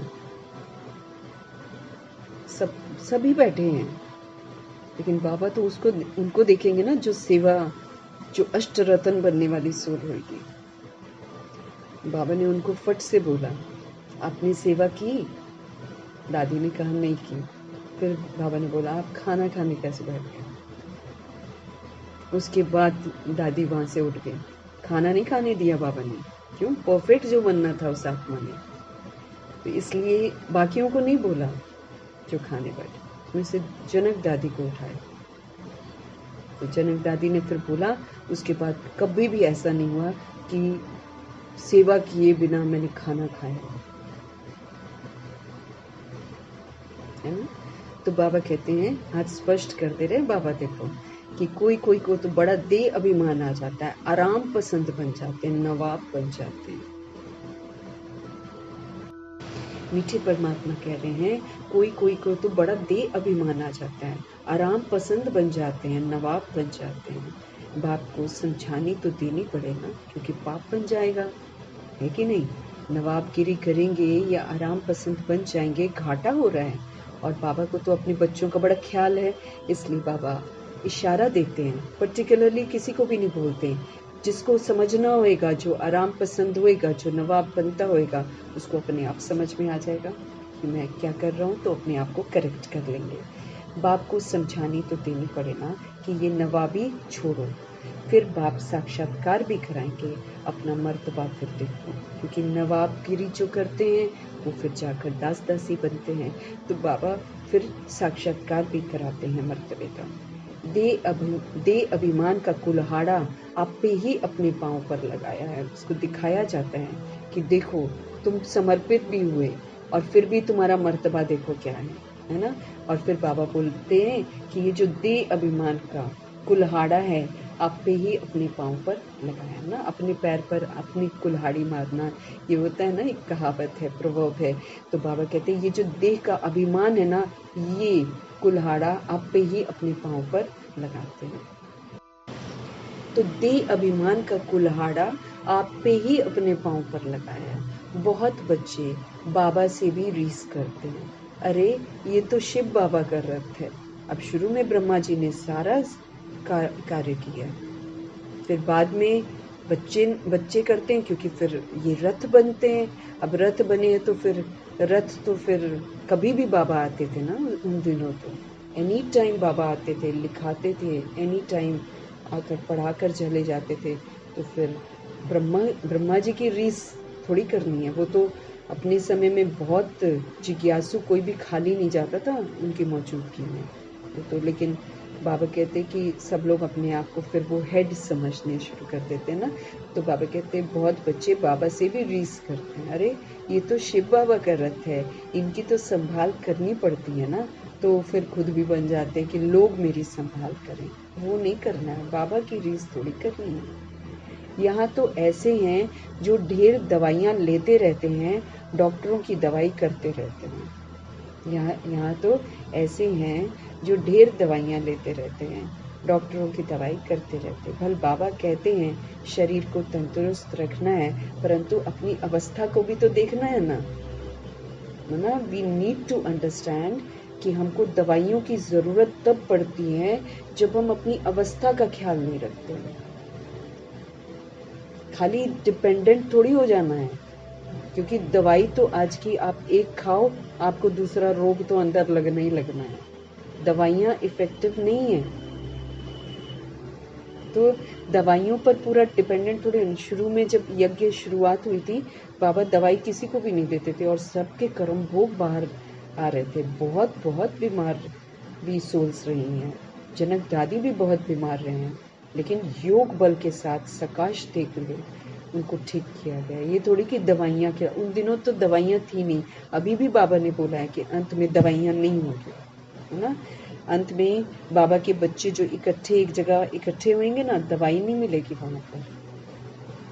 तो बाबा कहते बहुत सारे ऐसे हैं जो ढेर ढेर दवाइयाँ लेते रहते हैं, डॉक्टरों की दवाई करते रहते हैं। भल बाबा कहते हैं कि शरीर को तंदुरुस्त रखना है, परंतु अपनी अवस्था को भी तो देखना है ना। अपनी अवस्था ठीक करो, तंदुरुस्ती आ जाएगी। मेन है सोल को ठीक करना है हमको, याद में रहना है हमको। तो जैसे जैसे हम प्योर होते जाएंगे, वैसे वैसे जो पुराने कर्मों का कर्म भोग आएगा, लेकिन मुझे तकलीफ नहीं देगा, दवाई की जरूरत ही नहीं है। तो डॉक्टरों की दवाई करते रहते। भल बाबा कहते हैं शरीर को तंदुरुस्त रखना है, परंतु अपनी अवस्था को भी तो देखना है ना, कि दवाइयाँ ही खाते जाना है। अपनी अवस्था को देखो, सही चीज खाओ, सही विधि से खाओ, अमृत वेला करो, याद करके पाप भस्म करो, दवाइयाँ खानी नहीं पड़ेंगी। तुम बाबा की याद में रहकर खाओ तो कभी कोई चीज नुकसान नहीं करेगी। So sweet. हम बाहर से, कोई भी सोल बाहर से कुछ खा लेती है, अब फिर उसका भुगतान तो पक्का करेगी करेगी। मीठे परमपिता परमात्मा हम आत्माओं को समझ देते हैं, तुम कोई भी चीज खाओ, बाबा की याद में रहकर खाओ, वो आपको नुकसान नहीं करेगी। याद से ही मेरी बॉडी में ताकत आएगी, याद से ताकत भर जाएगी। हम सूखी, क्यों ब्रह्मा जी सूखी रोटी खा रहे थे और क्यों उबली हुई सब्जी खा रहे थे? घी खा रहे थे क्या? दूध खा रहे थे क्या? दूध ले रहे थे क्या? मक्खन ले रहे थे क्या? वो तो गाय जो पाली थी वो भी छोड़ दी कि भाई इसे भी आज़ाद करो, क्योंकि समझते जा रहे थे ना। तो जैसे जैसे समझते जा रहे थे, वैसे वैसे सारी चीज़ें छोड़ते जा रहे थे। आधार लेते हैं ना हम। अब देखो, ये जानवरों की चीज़ है ना, दूध और उसके दूध से मक्खन घी जो भी बनाते हैं, ये जानवरों की चीज़ है ना। माना ब्रह्मा जी किसी चीज़ का आधार नहीं लेते थे ना, एक चश्मे तक का तो आधार नहीं दिया उन्होंने, कोई चीज़ नहीं, कुटिया में ही रहे, कमरे का आधार भी नहीं लिया। वो नेचुरल प्रकृति से जो खजूर के पेड़ की जो मिला, उससे उन्होंने अपनी कुटिया बनाई है। बाकी आर्टिफिशियल जो इस दुनिया में कुछ भी मिल रहा है, उसका आधार लेने की परहेज उन्होंने करी है। तो सूखी रोटी, एक एक चपाती और उबली हुई सब्जी, ऐसे ही वो खाते थे। और पहले सबको खिलाते थे, माँ थी ना, सबको खिला के फिर खाते थे। हाँ, कितनी तंदुरुस्त थे, 94 की बॉडी में कितने तंदुरुस्त थे। लाठी की ज़रूरत नहीं पड़ी उन्हें किसी सपोर्ट की ज़रूरत नहीं पड़ी कि कोई साथ साथ चले, पकड़ कर चले, नहीं, इसकी ज़रूरत नहीं पड़ी। मम्मा तो और भी यूथ वाली बॉडी में ही शरीर छोड़ दिया, वो भी कोई उनको पकड़ पकड़ कर नहीं चलता है। जो कार्मिक अकाउंट है उसको भोग लिया, लेकिन दर्द नहीं हुआ। इसलिए बाबा कह रहे हैं, तुम कोई भी चीज़ मीठे परमात्मा की याद में खाओ तो कभी गलत नहीं खाओगे और वो नुकसान कभी नहीं करेगा। ऑटोमेटिकली आप सात्विक भोजन ही खाओगे, बाबा की याद में रहोगे तो बाबा की याद में रहकर खाओ, कभी कोई चीज़ नुकसान नहीं करेगी। जब याद में नहीं रहकर खाते ना, तब नुकसान करती, क्योंकि फिर हम याद में नहीं खाते, थैंक यू करके नहीं खाते। तो बाबा ने एक मुरली में बोला था कि तुम चोरी करके खाते हो। अगर मैंने याद नहीं किया, अगर मैंने धन्यवाद नहीं किया, अगर मैंने वो जो सोल्स हैं जो भूखे हैं उनको अर्पण नहीं किया भोजन, तो हम चोरी करके खाते हैं, क्योंकि इस वक्त हम बाप का दिया हुआ खा रहे हैं। वरना ड्रामा तो हमको खाने भी न दें। भोजन बड़ा शुद्ध हो जाएगा अगर हम बाबा की याद में खाएंगे। वैसे तो अशुद्धिकरण है, क्या करेंगे, सब्जी ला रहे हैं, दालें ला रहे हैं, सब अशुद्धता से बन रहा है, लोभ से बेचा जाता है, उसकी कीमतें ज़्यादा लगाई जाती हैं, भ्रष्टाचारी मन में होती है, वो भ्रष्टाचारी के साथ बेचा जाता है, गाली गलौज करके मैंने सारा अशुद्ध ही अशुद्ध हम भोजन लाते हैं। आटा पिसवा रहे हैं, पिसवाने पीसने वाला गालियाँ दे रहा है, अपशब्द बोल रहा है, बीड़ी पी रहा है और उसी से आटा देख रहा है, सारा अशुद्ध भोजन मिल रहा है ना। तो जब हम घर में लाते हैं, उसको प्रभु की याद में बनाते हैं, तो उसमें शुद्धता आ जाएगी। क्योंकि भिखारी लोग ही तो बेच रहे हैं ना, उनको थोड़ी मालूम है, कोई बीकेस का दुकान थोड़ी खुला हुआ है। तो उसको शुद्धिकरण कैसे करेंगे? भगवान की याद में करेंगे। नहीं तो वो अशुद्धता जो उनके लाइफ की है, उनके बुद्धि की है ना, वो हमारे अंदर भी आ जाएगी। इसलिए याद से ताकत मिलती है, भोजन बड़ा शुद्ध हो जाएगा। परंतु वो अवस्था है नहीं। बाबा कहते यूं ही फटाफट खा लिया और टिक्का टिप्पणी करी, ये क्या बनाया है, वो क्या बनाया। ये तो मम्मा मना करती है कि किचन में जाकर कभी नहीं देखना है क्या बन रहा है, कभी नहीं पूछना है कि क्या बन रहा है। हम खाने की तौहीन करते हैं। प्रभु की याद में बनाना है और प्रसाद की तरह उसको खाना है। प्रसाद की तरह खाना मतलब कम खाना। प्रसाद ज्यादा नहीं खाते, ज्यादा खाने से बीमार हो जाते हैं। कम खाना मतलब हर चीज बाबा हमको सिखाते, क्योंकि हम तो असुर बन गए थे। कोई चीज टेस्टी है तो उसको डबल ट्रिपल खा के एकदम जब तक नाक मुंह में चढ़ न जाए तब तक खाते रहते हैं। तो हम क्या बन गए? असुर बन गए। और प्रसाद की तरह खाएंगे तो थोड़ा खाएंगे, तृप्त रहेंगे, धन्यवाद करें। सबसे पहले तो धन्यवाद करना कि मिल गया मुझे खाने को भोजन। कुछ भी बने सादगी का बने, धन्य करके खाना है। कभी नहीं बोलना है कि टेस्ट अच्छा नहीं है। मम्मा से सीखना है, कभी नहीं बोलना कि इसमें नमक नहीं है। बिना नमक के चीज भी अच्छी लगती है, क्योंकि ऐसी परीक्षाएं हमारी होंगी ना, आगे चलकर होंगी। जहाँ टिक्का टिप्पणी करी फेल, वो चीज खाने लायक ही नहीं होगी उस समय। बाबा ने बोला ना, सूखी रोटी मिलेगी। जो जिसने कह दिया ना हाय सूखी रोटी, बस जिसको घी लगाकर पराठे खाने की आदत होगी वो तो सूखी रोटी को देखकर सूखी बोलेगा ना। उसके लिए वो रोटी इतनी कड़ी हो जाएगी कि वो खा ही नहीं पाएगा। और जो कहेगा धन्य है, थैंक यू बाबा, उसके लिए वो सूखी रोटी भी नरम रोटी बन जाएगी। ग्रैटिट्यूड, टिक्का टिप्पणी नहीं करनी है, खाने को नहीं मिलेगा। इतना तो खाया है इस सृष्टि पर हमने। हम जो भगवान के बच्चे हैं, हम तो सबसे ज्यादा ड्रामा में रहे हैं ना, तो हमने तो दुनिया भर का खाया है। इसीलिए अब जो मिलता है उससे हमको तृप्त रहना है, बाबा की याद में खाना है। और साथ में खाने से पहले कहना है, जो सोल्स भूखी हैं प्रभु जी, सबको ये प्रसाद का जो है ना शक्ति उनको भी मिले, वो भी तृप्त हो जाएं, उनको भूख न सताए, वो कूड़े करकट से उठा कर न खाएं। ऐसा दुआ करके, क्योंकि सब हमारे आत्मा भाई हैं, सबके लिए भूखों के लिए दुआएं करके फिर भोजन ग्रहण करना, बाबा की याद में खाना। तो बाबा कहते हैं याद में ताकत आती है, याद से ताकत आती है, याद से भोजन शुद्ध होता है। लेकिन बाबा कहते हैं वो अवस्था नहीं है, यूं ही खा लेते हैं, बाहर से भी खा लेंगे, घर में भी ऐसे ही खा लेंगे। ये सारा ना वही है कि अशुद्धता है हमारे अंदर। बात नहीं करनी है खाना खाते समय। बाबा तो कहते हैं ब्राह्मणों का बनाया हुआ भोजन उत्तम ते उत्तम है। फिर हमको समझना है ब्राह्मण होता कौन है। ब्राह्मण वो है जो ब्रह्मचर्य और ब्रह्मचारी वाला हो, जिसका आचरण ब्रह्मा जी की तरह का हो, वही ब्राह्मण है।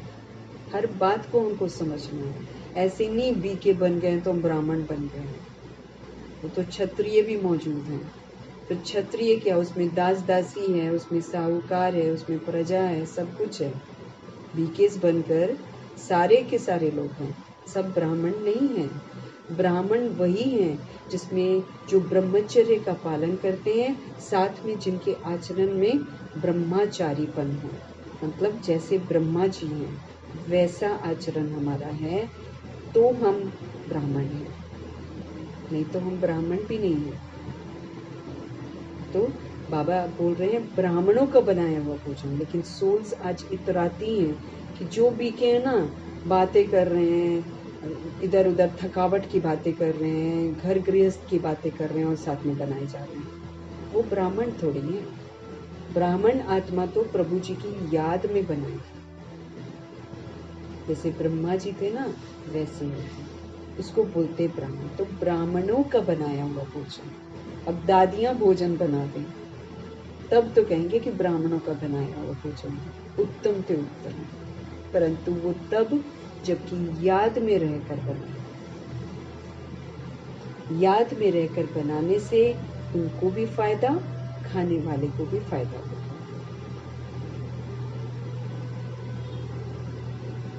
बाबा कहते हैं अक्क भी तो बहुत है ना, 16,108 करोड़ आत्माओं में अक्क भी तो बहुत है। अक्क पॉइजनस फूल होता है ना, जहर होता है उसके अंदर से जो दूध निकलता है ना, वो पॉइजन होता है। कोई खाएगा तो मर जाएगा। तो अक्क भी तो बहुत है ना, ये बेचारे क्या मर्तबा पाएंगे। अगर हमारे अंदर में वो पॉइजन है, देभान दे अभिमान का, विकारों का अगर पॉइजन है मेरे अंदर, तो फिर हम क्या मर्तबा पाएंगे। बाबा को रहम आ रहा है, इसलिए बाबा कहते बेचारे क्या मर्तबा पाएंगे। बाप को तो रहम पड़ता है, परंतु दास दासियां बनने की भी नूंद है। तो दास दासी जो अक के फूल होंगे वो फिर ब्राह्मण थोड़ी कहलाएंगे। उनके हाथ का बना हुआ भोजन कोई हमको ताकत थोड़ी देगा। हर बात को बहुत अच्छे से समझ, नहीं तो क्या होता है ना, सोचते हैं ना बीके बना रहे हैं ब्रह्मा भोजन, ये ब्रह्मा भोजन नहीं। आजकल तो तरह तरह के वाइब्रेशंस हैं उसके अंदर। बाबा स्वीकार भी नहीं करते हैं। हमने भोग लगा दिया और बाबा ने स्वीकार कर दिया, नहीं, ऐसा नहीं होता है।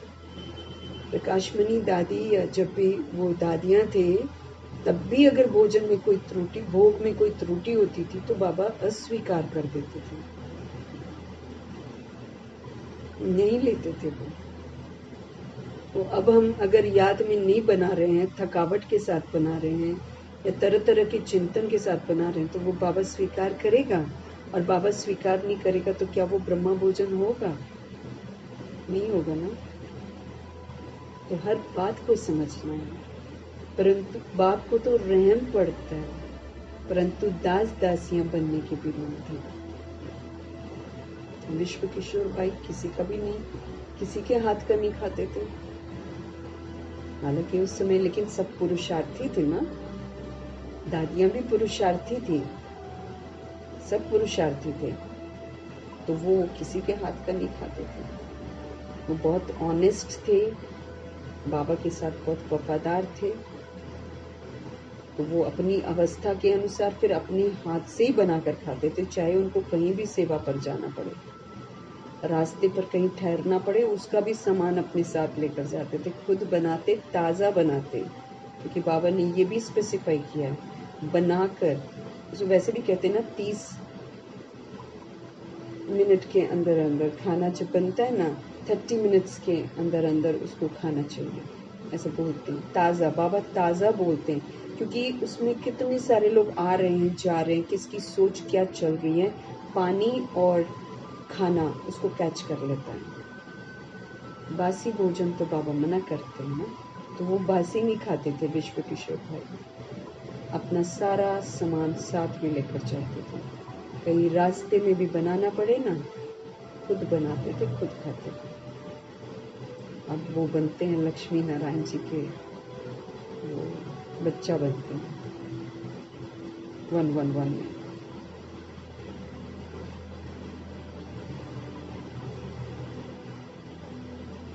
तो दास दासियां बनने की भी तो नूंद है ना, इसमें खुश नहीं होना चाहिए कि हम दास दासी। कई लोग बोलते हैं ना, अरे सतयुग में चले जाएंगे, कोई बात नहीं, दास दासी बन जाए, कोई बात नहीं, सजा कितनी खाएंगे उसकी बात, उसका नहीं मालूम ना। तो बाबा कहते हैं इसमें खुश नहीं होना चाहिए। विचार भी तो नहीं करते, विचार भी नहीं करते कि हमको ऐसा बनना है। दास दासियां बनने से फिर साहूकार बने तो अच्छा है, बाबा कहते हैं, वो फिर भी बेटर है। हालांकि बाबा तो यही कहते हैं कि राजा ही घराने में, लेकिन फिर भी जो दास दासी में अटक जाते हैं, उनसे फिर बाबा कहते हैं कम से कम साहूकार तो बन जाओ। दास दासियां रख सकेंगे, बाप तो मतलब साहूकार क्या करेंगे, दास दासी रखते हैं।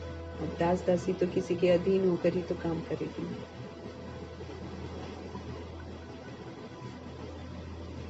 बाप तो कहते हैं निरंतर मुझे एक को याद करो, सिमर सिमर सुख पाओ। बाबा को याद करने से ही हमको सुख मिल सकता है।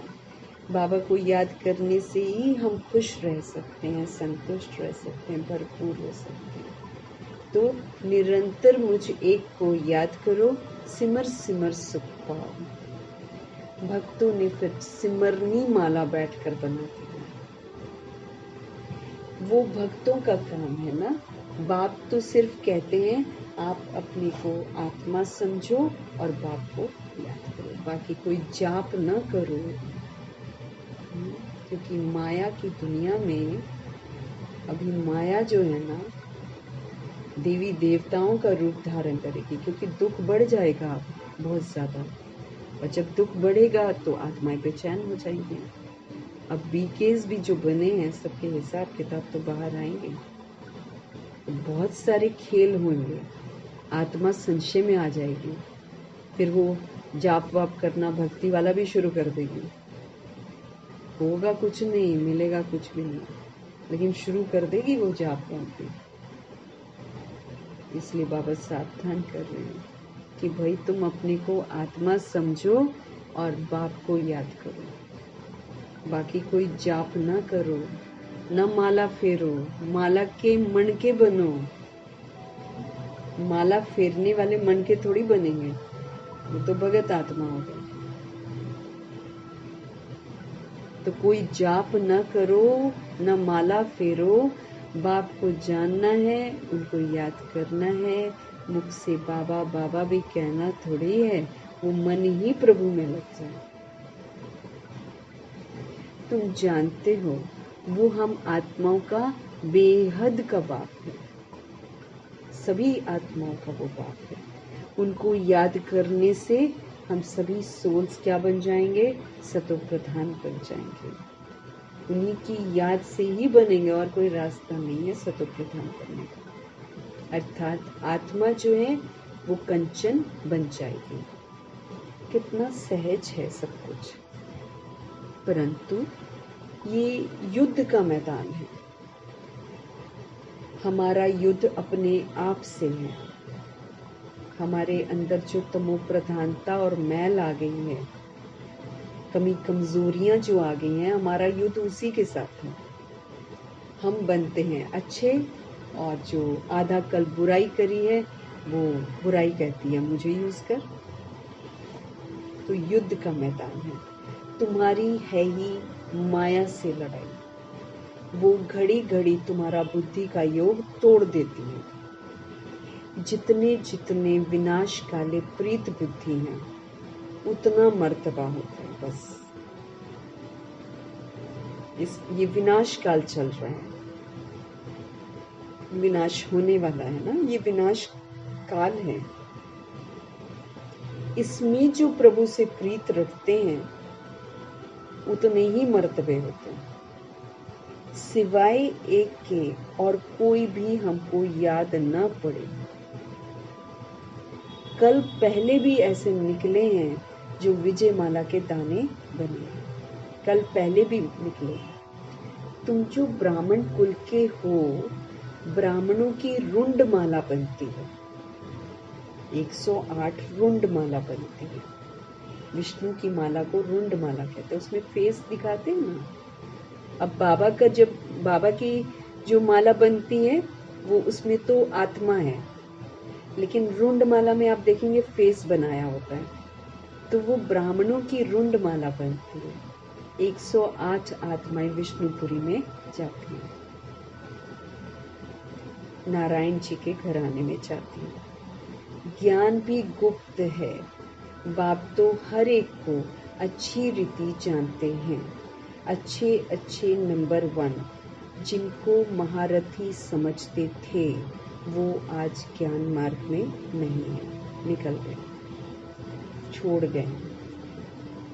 इसलिए हमको बहुत अलर्ट रहना है, अंत तक हमको अलर्ट रहना है। ये नहीं सोचना है कि बस हम तो भाई प्रभु जी के बन गए, अब तो सेफ हैं। सेफ्टी के लिए हमको अलर्ट रहना, एक बाप के सिवाय किसी को भी याद नहीं करना, किसी का संग नहीं करना हमको, बड़ा सावधान रहना। बड़े अच्छे अच्छे आकर्षण करने वाले संग मिलेंगे हमको जो हमारा दिमाग घुमाएंगे, लेकिन हमको सावधान रहना है। इसलिए बाबा आज बोल रहे हैं ना, पतितों का तो संग ही नहीं करना, मिक्स नहीं होना उनके साथ। बाप तो हर एक को अच्छी रीति जानते हैं।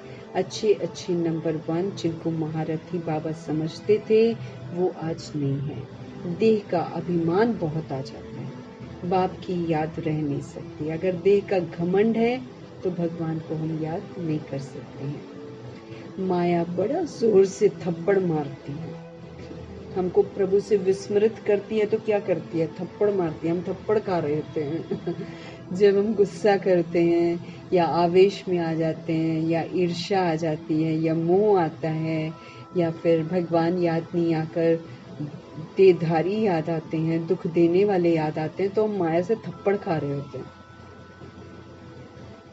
भगवान को भूल गए तो थप्पड़ खा लिया ना हमने। तो माया बड़ा जोर से थप्पड़ मारती है। बहुत थोड़े हैं जिनकी माला बन सकेगी। 108 थोड़े ही तो हैं। 16,108 33 करोड़ आत्माओं में से 108 कम ही तो है ना।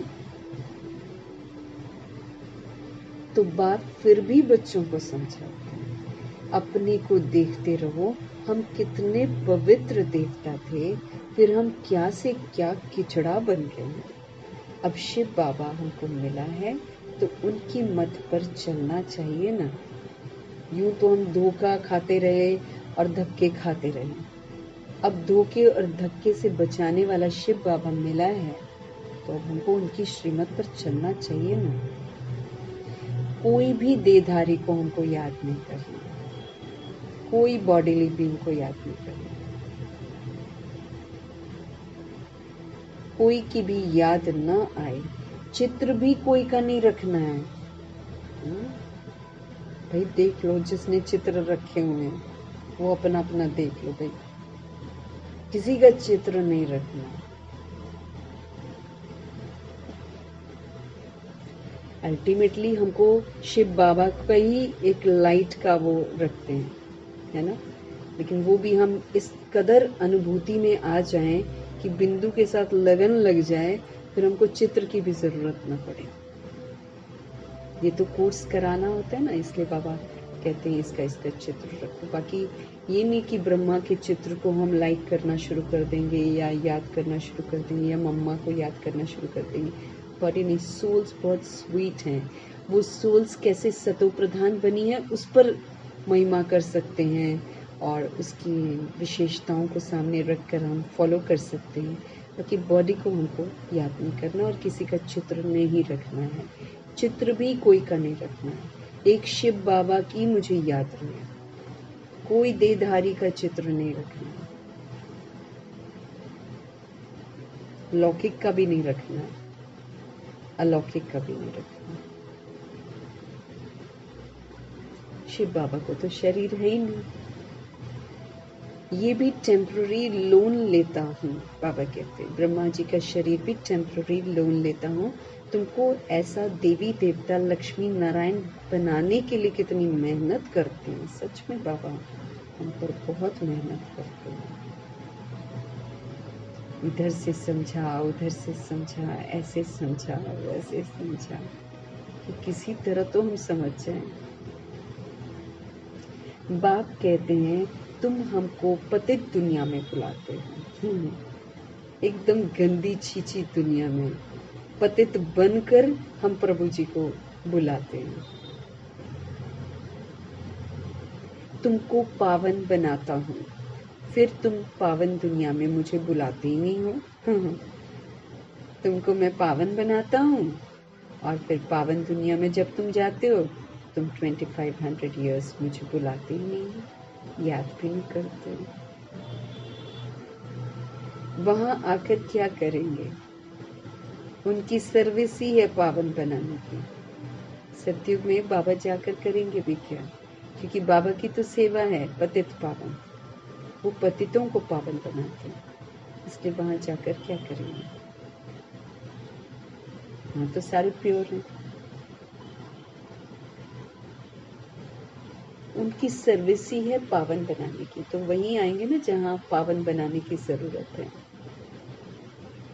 बाप जानते हैं कि एकदम जलकर काले कोयले बन गए हैं हम सोल्स।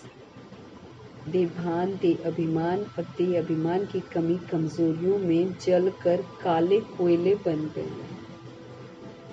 बाप आए हैं हमको फिर से गोरा बनाने के लिए, फिर से देवता बनाने के लिए।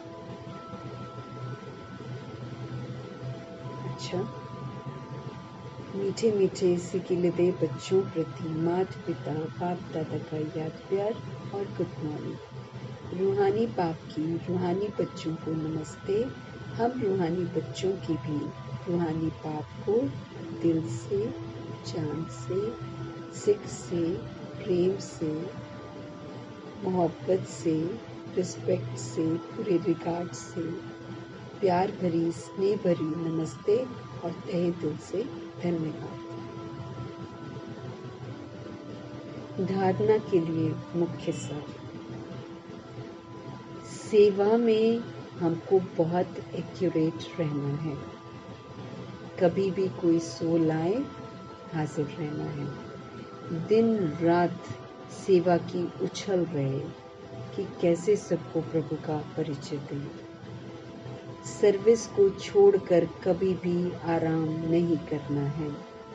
बाप समान कल्याणकारी जरूर बनना है। एक की याद से प्रीत बुद्धि बनकर अंदर का किचड़ा निकाल देना है।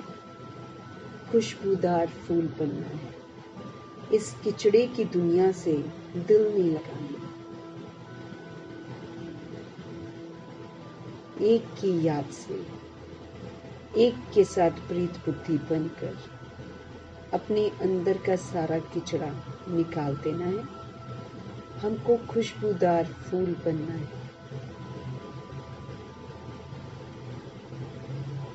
इस किचड़े की दुनिया से अब दिल नहीं लगाना है, नहीं तो किचड़ा बन जाएंगे फिर से हम। सतगुरु जी का वरदान। मन बुद्धि के द्वारा श्रेष्ठ स्थितियों रूपी आसन पर स्थित रहने वाले तपस्वी मूर्त भव। मन बुद्धि के द्वारा श्रेष्ठ स्थितियों रूपी आसन पर स्थित रहने वाले तपस्वी मूर्त भव। बाबा हम आत्माओं को अपनी स्थिति बनाने की बड़ी समझ देते रहते हैं कि अपनी स्थिति को श्रेष्ठ बनाओ। बाबा को हमेशा होना रहता है कि हम अपनी स्थिति को श्रेष्ठ बनाकर जो ना अपना पूरा पुरुषार्थ करें और ऊंचे मर्तबे को प्राप्त करें।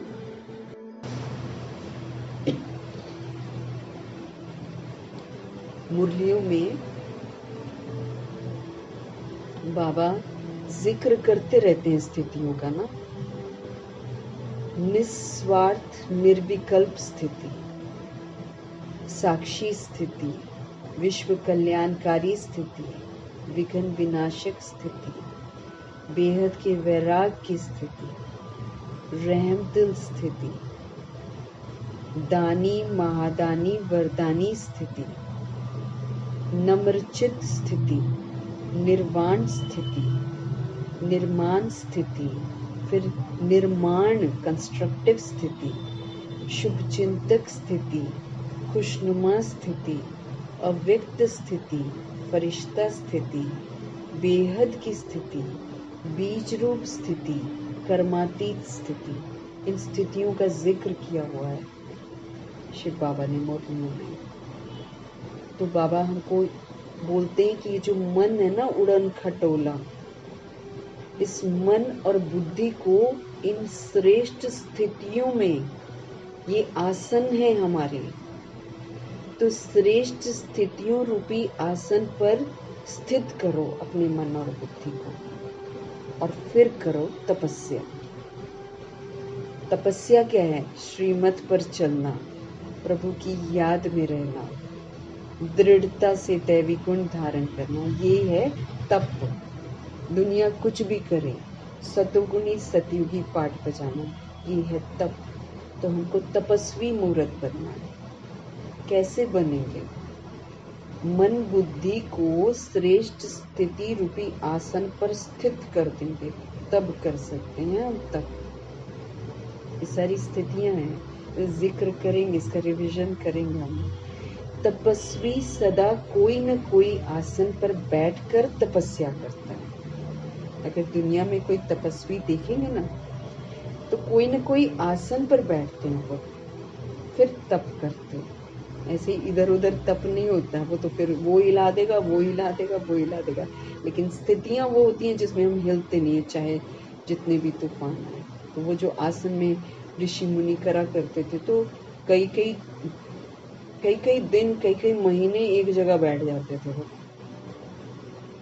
ऐसे भी थे ऋषि मुनि, है ना।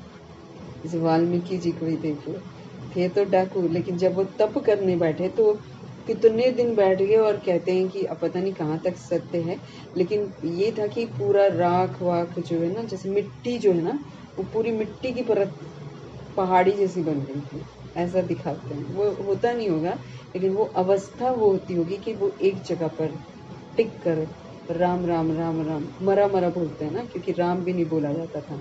इतने कुकर्म कर रखे थे कि राम भी नहीं बोला जाता। तो फिर उनको जिन्होंने शिक्षा दी थी, उन्होंने दीक्षा दी थी, उन्होंने कहा कि आप मरा मरा बोलो।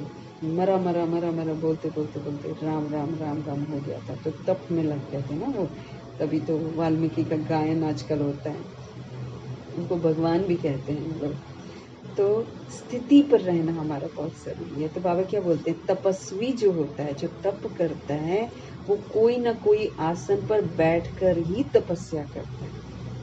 आप तपस्वी आत्माओं का आसन है एक रस स्थिति। एक प्रभु से सारे रस लेने हैं। हमको इधर उधर किसी के पास नहीं जाना है, उससे रस ले लें, उससे रस ले लें, उस रिश्ते से रस ले लें। कोई रिश्ता जो है ना, एक जैसा व्यवहार हमारे साथ नहीं करेगा। आज अच्छे से बात कर रहा है, थोड़ी देर में बैड से बात करेगा। तो मन की अवस्था तो ऊपर नीचे होगी। एक प्रभु हैं जिनसे हम सब रस ले सकते हैं, और वो सदा ही मीठे बच्चे ही बोलते हैं, वो सदा प्यार करते हैं। तो तपस्वी आत्माओं का, हम सभी तपस्वी आत्मा हैं। हमारा आसन एक रस स्थिति का होना चाहिए। हमारी स्थिति ऐसी होनी चाहिए कि हम सारे रस एक परमात्मा से ही लें, किसी भी देहधारी से न लें। वो देहधारी से रस लेने वाला बिन पेंदी का जो लोटा होता है ना, उसकी तरह होता है। कभी इधर गिरेगा, कभी इधर गिरेगा, उसको सब लोग धिक्कारते ही रहेंगे। लेकिन जब हम प्रभु जी के पास जाते हैं, जब हम एक के साथ सब रस लेते हैं, तो हमारी स्थिति कैसी हो जाती है? एक रस हो जाती है, फरिश्ता स्थिति। तपस्वी आत्माओं का आसन क्या होता है? एक रस स्थिति, फरिश्ता स्थिति, उसके बाद डैश डैश डैश, जो बाबा ने अभी रिवाइज करवा दिया। इन्हीं श्रेष्ठ स्थितियों में स्थित होना मतलब आसन पर बैठ जाना, फिर न कोई हिला सकता है। अब कलयुग का वायुमंडल है, तमो प्रधान वायुमंडल है, पतित वायुमंडल है। तो वो तो पतित वाला वायुमंडल ही क्रिएट करेंगे ना, आपको विचलित करेंगे कि भैया आप कौन आ गए इकलौते इस कलयुग में सतयुगी बनने वाले, तो हिलाएंगे ना। लेकिन जो सोल एक रस स्थिति में स्थित हो जाती है, जो सदा फरिश्ता स्थिति के आसन पर स्थित हो जाती है, बीच रूप स्थिति के आसन पर स्थित हो जाती है, उसको कोई हिला नहीं सकता। इन्हीं श्रेष्ठ स्थितियों में स्थित होना मतलब हम आसन पर बैठे हुए हैं। स्थूल आसन पर तो स्थूल शरीर बैठता है। जो दुनिया के थ्रोन, जो दुनिया में आसन होते हैं ना, जो मनुष्य बनाते हैं, उस पर तो शरीर बैठता है, स्थूल शरीर बैठता है। ये जो स्थितियों का आसन है, ये कोई स्थूल रूप थोड़ी होता है इसका। ये तो चलते फिरते हम इस आसन पर हैं। ऐसा नहीं कि बैठते हैं तो हम इस आसन पर हैं, ये तो चलते फिरते, ये तो सूक्ष्म स्थिति है। तो बाबा क्या कह रहे हैं, स्थूल आसन पर तो स्थूल शरीर बैठता है, लेकिन आप इस श्रेष्ठ आसन पर किसको बिठाते हो, मन को और बुद्धि को, ताकि ये टिके। ये तो ये भागता है इधर उधर, मन भागता है, उसके पीछे पीछे बुद्धि भागती है। मन उड़न खटोला है, वो तो प्रभु की बात नहीं पसंद आई, इधर उधर रहेगा। उसको लगेगा वहां से मुझे खुशी मिलेगी, वहां से खुशी मिलेगी, मिलती कहीं से भी नहीं है हमको खुशी।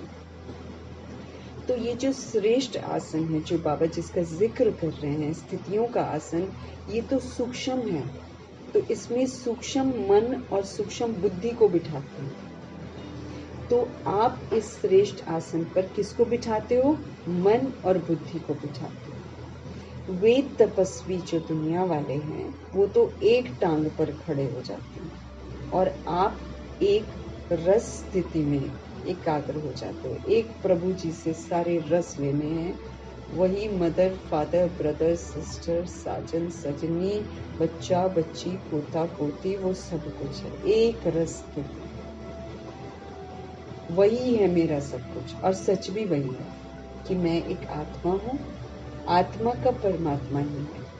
आत्मा का देहधारी कोई हो नहीं सकता है, क्योंकि देहधारी को आत्मा दिखाई नहीं देती है, देहधारी को विनाशी देह ही दिखाई देती है। वो जो देह है ना, उसको बोलती है ये मेरा बच्चा है, और वो देह तो बच्चा नहीं है, वो तो रोल है। आत्मा है वो अंदर जो बैठी, जो देह को चला रही है। वो तो पाठ खत्म होगा छोड़ देगी आपको, आपके साथ नहीं रहेगी, है ना।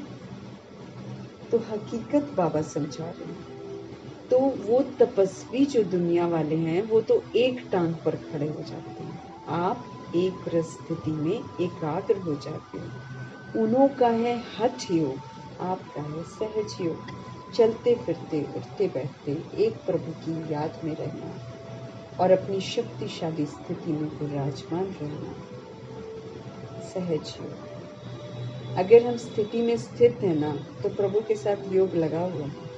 जब हम स्थिति में स्थित नहीं होते ना, तब दुनिया वाले हिला जाते हैं, तब फिर इधर उधर मन बुद्धि भटक जाता है, दुखी हो जाता है, परेशान हो जाता है।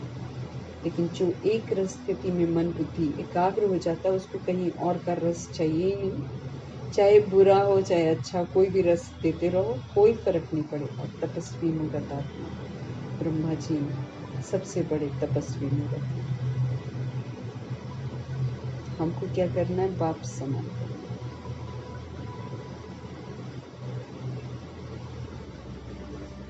स्लोगन है,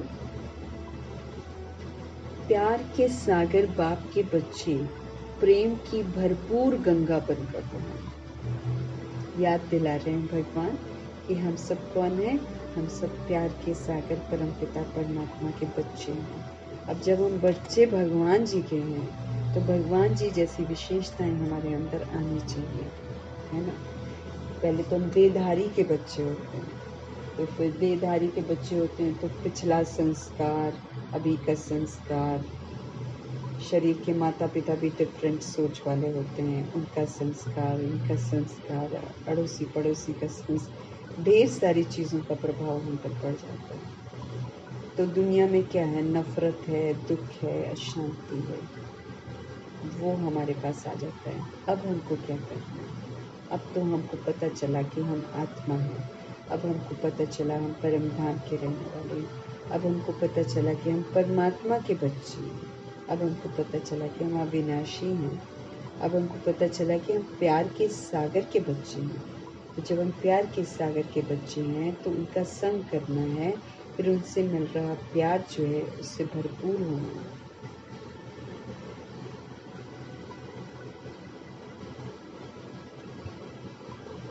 तो बाबा कहते हैं, प्यार के सागर बाप के बच्चे, प्रेम की भरपूर गंगा बनकर रहो, प्रेम की भरपूर गंगा बनकर रहो, फिर बहते रहो, सबको प्रेम बांटते चलो, गंगा, हाँ, भरपूर गंगा। नदी क्या करती है, बहती रहती है, एक जगह तालाब नहीं बनती है।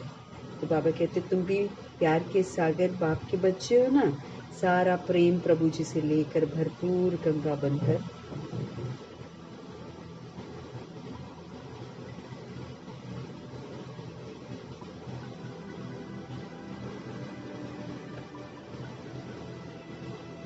भरपूर गंगा बनकर प्यार के सागर परमपिता परमात्मा जी का हम धन्यवाद करेंगे।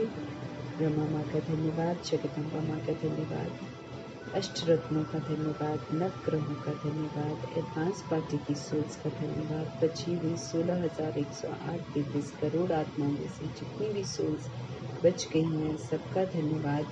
धरती का, आकाश का, जल का, वायु का, अग्नि का धन्यवाद, पांचों तत्वों का धन्यवाद और सभी सोल्स की तरफ से धन्यवाद करेंगे। यूनिवर्स की सारी सोल्स की तरफ से तत्वों का धन्यवाद करेंगे। ड्रामा का धन्यवाद, प्रकृति का धन्यवाद यूनिवर्स की सारी सोल्स की तरफ से करेंगे। माया का धन्यवाद, यमदूत का धन्यवाद, करोड़ों की जो आबादी है द्वापर युग कलयुग में आती है सबका धन्यवाद करेंगे, दिल से दुआ करेंगे।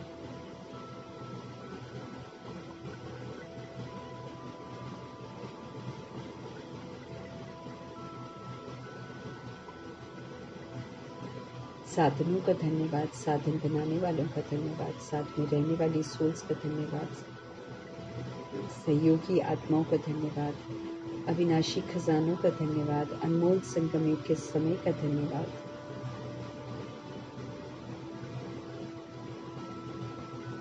शरीर रूपी इंस्ट्रूमेंट का धन्यवाद, पूरे यूनिवर्स का धन्यवाद।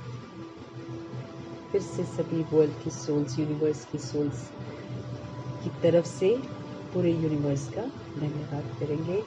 और शरीर रूपी इंस्ट्रूमेंट का धन्यवाद तो कर दिया, आप सभी सोल्स का भी धन्यवाद करेंगे और सृष्टि की मेहमान नवाजी का धन्यवाद यूनिवर्स की सारी सोल्स की तरफ से करेंगे। सब मेहमान नवाजी ले रहे हैं लेकिन उनको नहीं मालूम है कि सृष्टि कितनी पालना कर रही है, इसलिए ग्रैटिट्यूड जो है सभी के बिहाफ से हम सभी सोल्स देंगे, दिल से धन्यवाद करेंगे सृष्टि की मेहमान नवाजी का और अपने मीठे मीठे परमपिता परमात्मा का जो हमें ब्रह्मा जी के थ्रू गाइड कर रहे हैं। ऐसे परमपिता परमात्मा जी का दिल से धन्यवाद करते हुए ओम शांति।